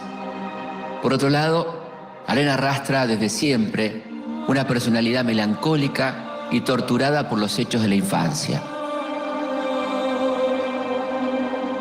Muy deprimido y decepcionado por las actitudes de sus correligionarios, escribe en su testamento político: He terminado mi carrera. He cumplido mi misión. Para vivir estéril, inútil y deprimido, es preferible morir. Sí, que se rompa, pero que no se doble. Bueno, no, este es el logo de la UCR, de la Unión Cívica Radical. ¿Y qué pasa, digamos, después de la muerte de Alem? Quien lo sucede es Irigoyen Coní, Bernardo de Irigoyen, que era quien le disputaba el poder. ¿Y qué hace Bernardo de Irigoyen? Acuérdense que, bueno, en el 98 se venían de nuevo las elecciones presidenciales. ¿Y quién estaba queriendo ser presidente? El Zorro. Bueno, esto era más gracioso presidencialmente, pero Roca quería volver a ser presidente. Entonces, Bernardo de Irigoyen, Coní, que era el sucesor de Alem, perdiendo todos los perdiendo todos los escrúpulos que le exigía su intransigencia, decide hacer un acuerdo con Mitre. Entonces es el acuerdo que el libro lo menciona, que es la política de las paralelas. Las paralelas era un acuerdo entre la Unión Cívica Nacional, que estaba Mitre, y la Unión Cívica Radical con Bernardo de Irigoyen. ¿Qué es lo que querían hacer este acuerdo? Para poder hacerle de oposición a Roca. Pero ¿quién aparece acá? Irigoyen sobrino, Irigoyen con Y, dice: de ninguna manera el radicalismo va a venderse así sus valores. Entonces, ¿qué hace Irigoyen? Se levanta y disuelve el radicalismo en Buenos Aires. Eso tiene la consecuencia positiva de que el radicalismo no termina cediendo ante sus valores, como hubiese pretendido Bernardo Irigoyen Coní, pero le dejan el camino allanado al Zorro, le dejan el camino allanado a Roca, porque Roca asume sin ningún tipo de oposición. Bueno. Así que, ¿cuál es el gobierno que nos sigue? Obviamente, el del Zorro. Vamos hacia allí. Bueno, Roca, segunda presidencia. Un poco del contexto de esa época es que, bueno, mientras tanto, esto es del 98 al 1904, esto el libro sí lo menciona, Bueno, Irigoyen reorganiza la Unión Cívica Radical, obviamente con los mismos valores de siempre, en contra del fraude electoral, queriendo que las elecciones sean libres, respetar la Constitución, ellos siempre muy correctos y muy institucionalistas, ¿no? El radicalismo. Porque lo que ellos no hablaban ni de la pobreza, ni de la posibilidad de los trabajadores de tener mejores condiciones de trabajo, no. Ellos lo que cuestionaban era que quienes estaban en el gobierno lo hacían de manera fraudulenta y que eran autoritarios y que no era democrático. Ellos eran defensores de que tenemos que poder votar todos y votar de manera secreta y bueno, ¿no? Eso era lo que ellos creían.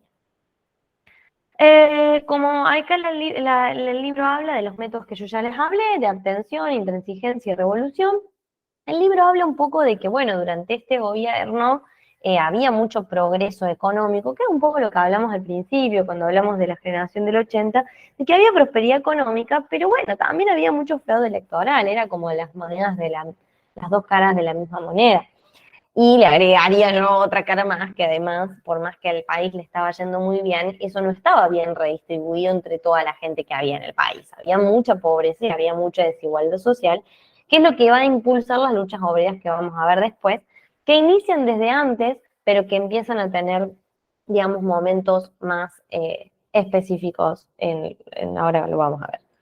Pero bueno, importante que durante este gobierno de Roca se dicta esta ley de residencia, que la voy a mencionar después, pero para que recuerden que en el gobierno de Roca, ley de residencia, ¿sí? Bueno, hasta acá, eso es todo lo que podemos hablar del gobierno de Roca. Esto inicia el conservador, no está mal puesto, no inició en el 80. Bueno, y ahí ya pasamos a la línea del tiempo del siglo XX, del 1900. Quien asume después del segundo gobierno de Roca es Manuel Quintana, 1904 a 1906. Esto también, el libro omite hablar de Manuel Quintana, pero bueno, pasó en la historia, él era el candidato también de Roca, y es quien se come la tercera revolución radical en 1905, que esto sí menciona el libro.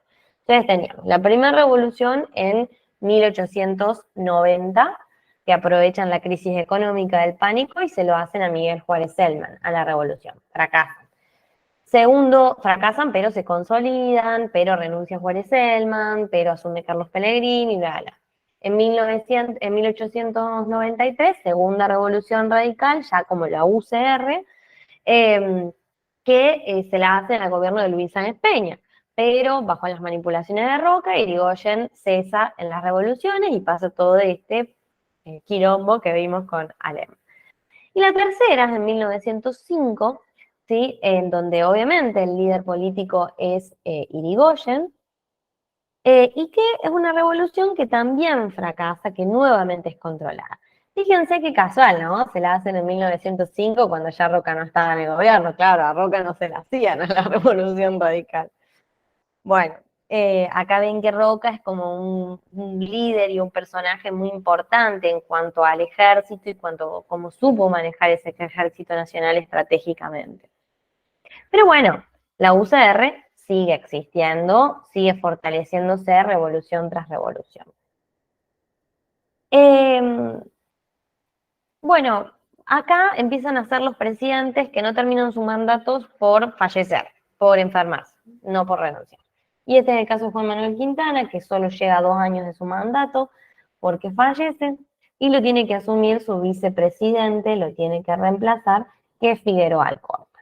Y acá voy a aprovechar, esta presidencia de Figueroa Alcorta tampoco es mencionada por el libro, que va de 1906 a 1910, pero bueno, no hay mucho más que agregar en cuanto venía en la misma línea política del Partido Autonomista Nacional, pero sí tiene durante su gobierno hechos que a nosotros nos importan porque se levantaba el pueblo, había tanta desigualdad social como veníamos hablando, que en 1907, esto no lo dice el libro, pero para que ustedes sepan, en 1907 se hizo una huelga de inquilinos, en 1909 fue un acto por el Día del Trabajador del 1 de mayo, aparecen todos los trabajadores y cuando se están yendo, el general que estaba a cargo de las fuerzas de seguridad, que era el general Falcón, abre fuego contra todos los manifestantes, muere un montón de gente, se produce la Semana Roja, que fueron días y días de enfrentamientos entre la clase obrera y las fuerzas de seguridad, Figueroa Alcorta justificando a las fuerzas de seguridad, dándole su apoyo. Pero bueno, acá yo aprovecho para meterles otros capítulos del libro que me tocan, que son los de las luchas obreras. ¿Sí? Son 2 capítulos que están en estas páginas que les digo, las 114 y 115, que es la lucha de los trabajadores urbanos y rurales y los disturbios e inquietudes gremiales. No hay mucho tanto para decir, es el entendimiento de que los inmigrantes, que es lo que le vengo diciendo desde toda la clase, los inmigrantes cuando llegan acá no encuentran esas condiciones de trabajo, vienen con todas sus ideas socialistas y se dividen entre socialistas y anarquistas. Lo que ustedes tienen que saber en concreto es que, bueno, datos, en 1870 dice el libro que empiezan estos reclamos por mejores condiciones laborales, de la mano de este modelo agroexportador y esa mano de obra inmigrante, que en 1900, yo no puse ahí, pero que en 1896 nace el Partido Socialista acá en la Argentina por primera vez, en 1901 la Federación Obrera de la República Argentina, que es la FORA, digamos, de corte anarquista, por eso digo, estaban los trabajadores anarquistas y los trabajadores socialistas. Acuérdense que todavía no existía el peronismo, por ende la representación de las clases obreras no la hacía el radicalismo, y sí la hacían estas ideas socialistas, anarquistas, etc. Y acá es donde yo les hablo de la ley de residencia, porque es justamente la ley de Roca. Esto frente a estos movimientos sociales, anarquistas y estas revoluciones, es que Roca saca esta ley de residencia que implica que se iban a expulsar a los extranjeros que se involucren en cualquier conflicto social. ¿Sí? Bueno, vamos con... No sé si están dormidos, están ahí, háganme algún emoticón, porque ahora les voy a poner un video larguito. ¿Están vivos? ¿Vivos y vivas? Buenísimo. Sí, estamos vivos, profe. Lo que pasa es que son 2 horas y media y es un tocazo. Tengo la cabeza seca. Ay, es un tocazo. Bueno, Sí, pero acá tienen videitos para distraerse. Por ahí va a darnos 5 minutitos para me levanto y tomo un vaso de agua, aunque sea, lo digo por los chicos de la agrupación, para ver, porque es mucho, es muchísimo.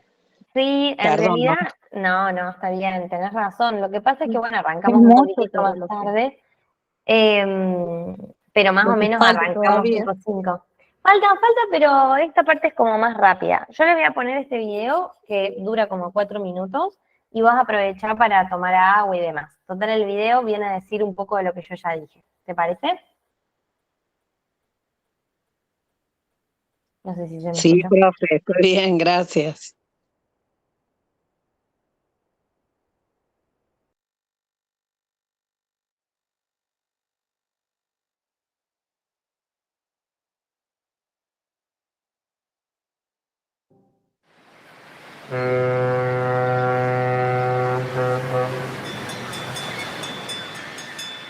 Entre fines del siglo XIX y principios del siglo XX, llega al país una enorme cantidad de inmigrantes que cruzan el Atlántico en busca de mejores condiciones de vida. Los sucesivos gobiernos argentinos fomentan la inmigración, esperando que lleguen industriosos trabajadores sajones del norte de Europa que transformen nuestro país.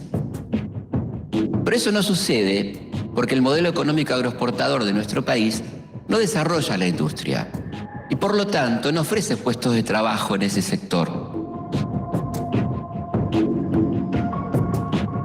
En su mayoría, los recién llegados son campesinos del sur empobrecido. La paga es mejor que en sus países de origen, pero las condiciones de vida y de trabajo son pésimas. Desde el comienzo de este aluvión inmigratorio, los obreros buscan organizarse para mejorar su situación.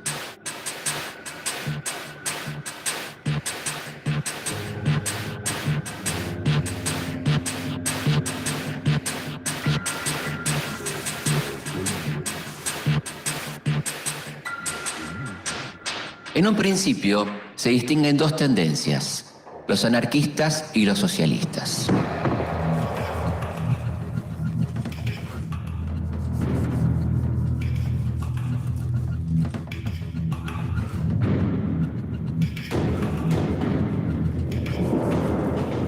Los socialistas ven a la política criolla más preocupada por alcanzar el poder que en definir un programa de gobierno. Su partido, fundado en 1896, tiene un programa definido hasta el detalle. Se manifiestan a través de las huelgas y protestas que cada vez logran mayor repercusión. Jornada de 8 horas para los adultos y prohibición del trabajo industrial de los menores de 14 años. Descanso obligatorio de 36 horas continuas por semana. Los anarquistas, por su parte, son partidarios de la acción directa del pueblo. Creen que los partidos políticos distraen a las masas y les impiden ser combativas. Se agrupan en gremios y sindicatos y en 1901 forman la Federación Obrera Argentina, la FOA. El gobierno de Roca responde de inmediato a esta creciente organización del movimiento obrero. En 1902 aprueba la ley de residencia que le permite al Estado expulsar a los extranjeros que se involucren en cualquier conflicto social o político.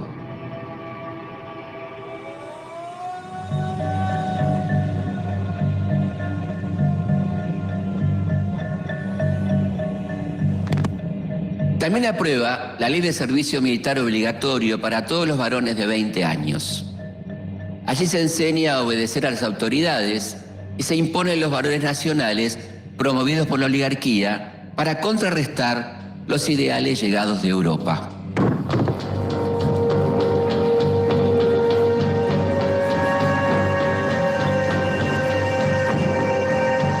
Pero a pesar de los esfuerzos del gobierno, los obreros no se rinden. Siguen con las huelgas y manifestaciones, luchando por salir de la miseria y la explotación a la que son condenados.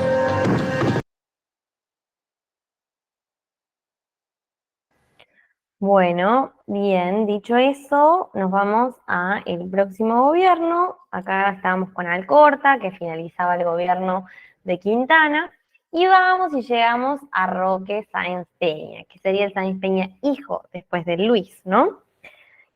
Roque Sáenz Peña llega, digamos, al gobierno, era el candidato de Roca, digamos, siempre, digamos, Roca está detrás de todo esto, y Roque Sáenz Peña empieza a tener muchos conflictos sociales cuando la asume, porque en 1910 se hace un paro general, un paro nacional, y se produce el grito de Alcorta. El paro general de 1910 hace que, por ejemplo, se sancione una ley que prohibía la entrada de los anarquistas, que sancionaba con pena de muerte todo aquel que participe en las revoluciones, en los atentados. Había pena de cárcel para el que difundiera material anarquista. Todo esto de la mano de la ley de residencia que te expulsaba, que había sacado Roca.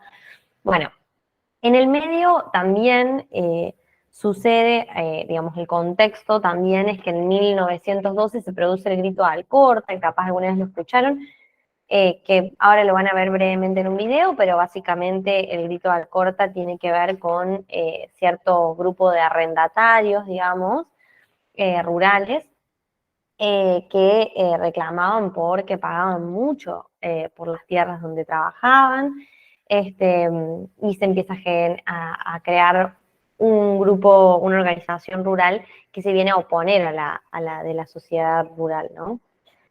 Bueno, este es el contexto porque quiero que entiendan que justamente Roque Sáenz Peña dice, frente a tanto conflicto y caos social, él busca generar un gobierno de unidad, ¿sí? Entonces busca modernizar un poco el Partido Conservador para darle más legitimidad política a su partido.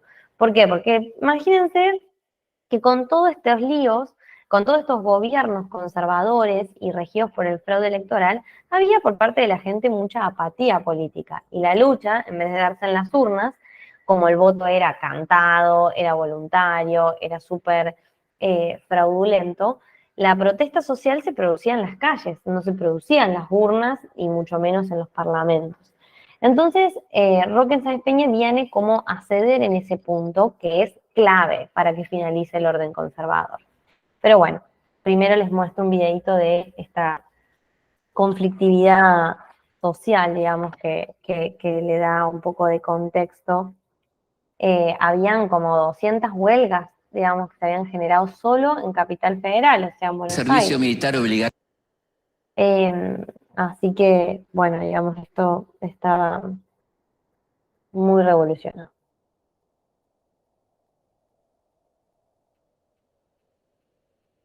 Son en su mayoría inmigrantes que reclaman por la Oh. capital federal y los reclamos no se limitan solo. Bueno, no importa, este video lo vamos a omitir porque tampoco es tan importante. Pero bueno, básicamente lo importante es recordar que el voto antes, el voto durante este tiempo era voluntario y era cantado. Entonces imagínense la violencia que eso generaba. Por eso de todo esto que les conté, de que Roque Sáenz Peña quiere modernizar, quiere generar una unión nacional, bueno, él presenta el proyecto en la ley 8871 en 1912, que se sanciona, que viene a modificar el sistema político completamente. Es un cambio fundamental, porque el voto, en vez de ser cantado, va a ser secreto, y eso va a permitir que cada uno pueda votar lo que se le cante, que sea un voto realmente libre y sin intimidaciones, y en vez de ser voluntario empieza a ser obligatorio, y en vez de ser a lista completa, empieza a ser de lista incompleta. ¿Qué significa esto? Antes, cuando votabas al presidente, votabas a toda su lista, es decir, a todos los integrantes del gobierno, que iban a formar parte del gobierno en el poder legislativo. La lista incompleta permitía votar por un lado al presidente y por otro lado votar a sus legisladores o votarlos de otro partido. Y además esto permitía la representación de las minorías, es decir, las mayorías, quienes habían sido los que obtuvieron la mayor cantidad de votos, iban a ocupar 2/3 de los cargos y la minoría el tercio restante. Entonces hay representación de las minorías, todo lo cual cambió fundamentalmente el régimen político argentino. Por eso este es el comienzo del cese del orden conservador, ¿sí?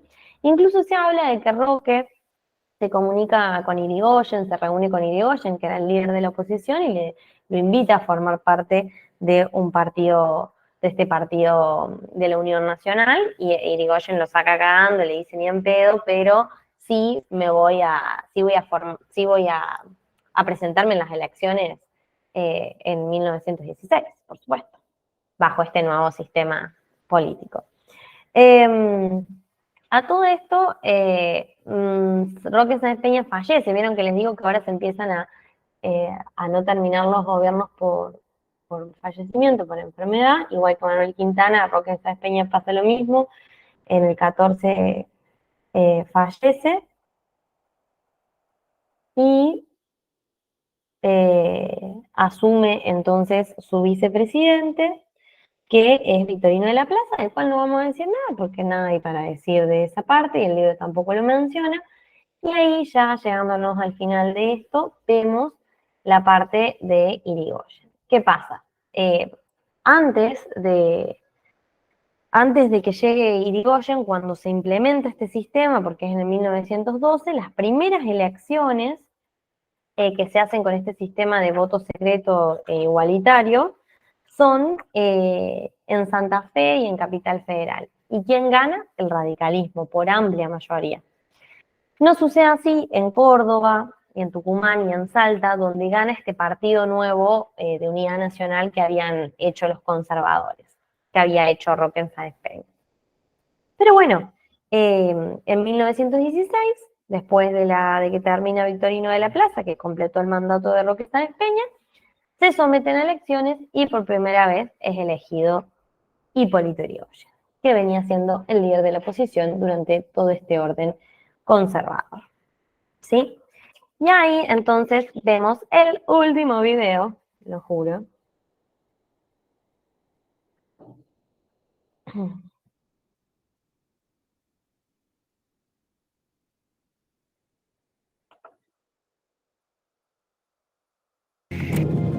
La ley es un importante avance para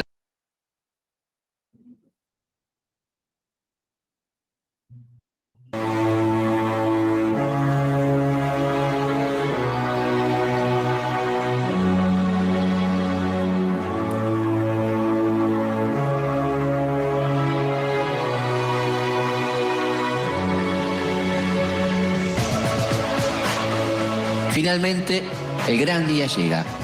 En las elecciones vota cerca del 60% de un padrón conformado solo por hombres.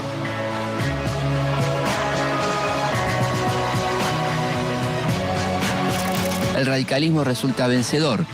Hipólito Yrigoyen se convierte en el primer presidente argentino elegido democráticamente. Hipólito Yrigoyen asume la presidencia acompañado por una multitud. Nunca antes había sucedido algo así. Ese día, sus partidarios desatan los caballos de su carruaje y lo llevan a pulso hasta la Casa de Gobierno. ¿Qué mejor imagen puede definir la democracia? Un líder de masas, un revolucionario que luego de 25 años de lucha es llevado por la fuerza de su pueblo hasta la Casa Rosada.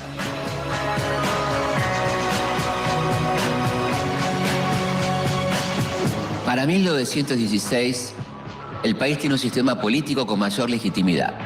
Por primera vez, un presidente de la nación cuenta con apoyo legítimo de una parte importante del pueblo argentino. Bueno, me encantan los comentarios de ustedes por ahí. Bueno, esta parte la vamos a hacer rápida porque el libro tampoco da mayores detalles. Ya estamos terminando. Que habla de los gobiernos radicales. Son tres, el de Yrigoyen, el de Alvear y el segundo de Yrigoyen. En el primero de Yrigoyen va del 16 al 22, los periodos duran 6 años, se habla de que su base electoral es amplia, lo sabemos, lo que no hay dentro... Sí. ¿Levantaron la mano por algún motivo? Hola, hola, ¿se me dejó escuchar algo? Kevin Alvarenga tiene la mano levantada. Ahí está. Bueno.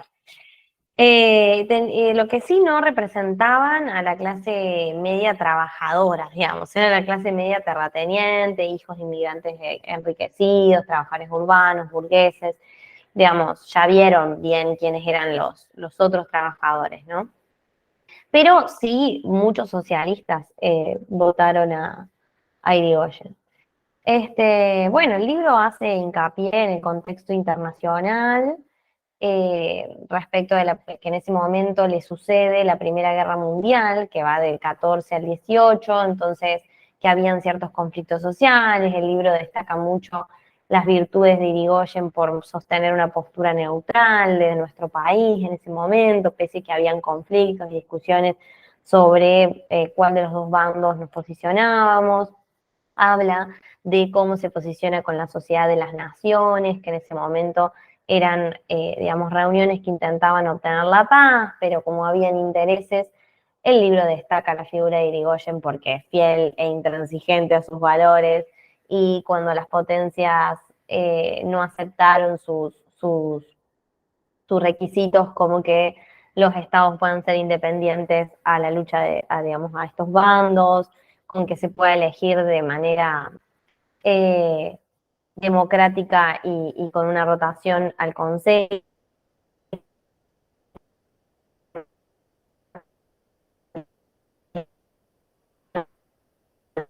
Se empezó a cortar de nuevo.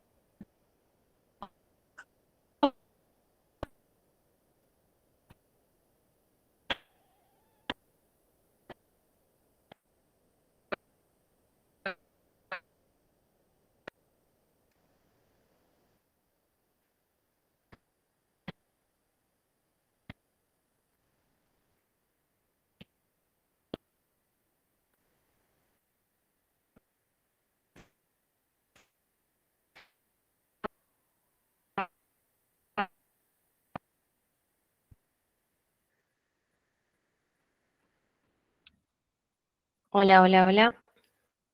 Ahora sí, ahora sí. Ahora sí se escucha. Bueno, nada, en fin, yo que les puse un meme porque, bueno, como que me parece que tanto contentos que estábamos con la llegada de Yrigoyen y de poder votar, uno se imagina que todo iba a haber más paz social, y no, en el gobierno de Yrigoyen hubieron muchísimos conflictos sociales, porque justamente había otra clase social que no estaba representada, que era la de los trabajadores. Por eso en 1917 solo se las nombro, hasta la huelga de frigoríficos y petroleros, en 1919 es la Semana Trágica, muchas muertes, con el levantamiento de Buenos Aires, los obreros metalúrgicos, y de 1921-22 la huelga en Santa Cruz. A modo simplemente de nombrarlos, y después vamos a pasar a la presidencia de Alvear, que es otro radical, pero bueno, es un radical distinto porque es un radical aristocrático. En cambio, Irigoyen era un líder más bien popular. Simplemente mencionarles que entonces, como se han polarizado los radicales que estaban más del lado de Alvear, y se les llamaba los alvearistas o antipersonalistas, y los irigoyenistas por el otro lado, o personalistas. El estilo de conducción personalista de Irigoyen tiene que ver con esto de que nada escapaba de su control, de que él era muy correcto, de que él era muy austero con los propios porque no quería ser corrupto. Entonces él recorría sus propias oficinas públicas y supervisaba el trabajo de los empleados. Esto era ser personalista. Y bueno, y dentro de todo se entendió que fue un gobierno bastante pacífico, en donde, ay, no sé, Manu, ni idea eso. Puede ser. El gobierno muy pacífico porque hubieron muchas, digamos, hubo una buena actividad económica, el de Alvear. Y hasta ahí es donde llegamos. Así que ya está, ya estamos quemadísimos, vamos hacia el final, y les digo muchas gracias a todos, sobre todo por participar tanto, hacernos reír. Sí, sí, desaparece con la ley Sáenz Peña, digamos, cuando Irigoyen asume, y sí, ya está. Terminamos ese periodo con Del Sol. Así que bueno, damos por concluido. Me alegra que les haya gustado. Estuve leyendo sus comentarios. Gracias por quedarse hasta el final. Espero que haya sido entretenido, y esto va a quedar grabado en YouTube. Sí, eso lo estuvieron mandando en el grupo de WhatsApp. Hola, ¿cómo va? Bueno, obviamente, gracias Carly, estuvo hermoso, se súper entendió, hasta yo que ya hice el IEC hace un par de años, entendí súper, me súper acordé de todo. Muchas gracias, y bueno, a los chicos les transmito 2 mensajitos rápidos y después de última pasamos una parte de las dudas, y si no, bueno, ya taza a taza, pues. Bueno, en principio, comentarles que sí está el Power, así que si Carly nos das el ok, lo mandamos nomás. Eso por un Sí, lado. por supuesto, Después, mándenlo. después lo otro que les queríamos comentar es que tenemos un grupo de WhatsApp de clases virtuales donde pueden sumarse, ahí vamos a informarles básicamente horario, pasarles el link, van a poder conocerse entre ustedes, así que les ofrecemos esta opción también. Ahí en los comentarios vamos a volver a pasar el link, así que nada, eso.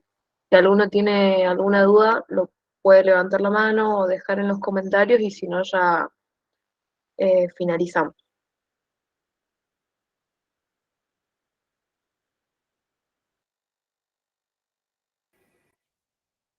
Bueno, de mi parte, decirles muchos éxitos en las rendidas, y bueno, que nada, de nuevamente destacar lo copado que es que Juntos por Derecho nos abre esta instancia a nosotros quienes disertamos y volvemos a estudiar, y a ustedes para hacer más o menos el ingreso.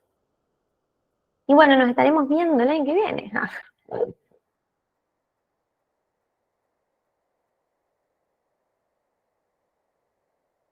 Sí, mañana hay otra clase, tanto presencial como virtual. Les vamos a estar mandando el mensajito de difusión todos los días, así que sí, efectivamente. Y esta clase también va a quedar grabada.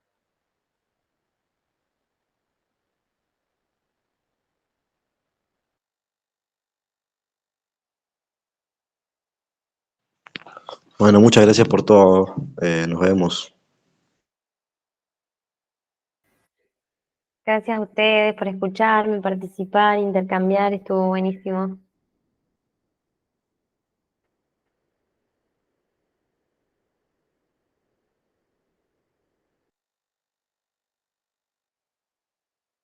Bueno, ahí les dejé el link de WhatsApp, y bueno, ya vamos cerrando entonces. Bueno, los saludo entonces a todos y todas.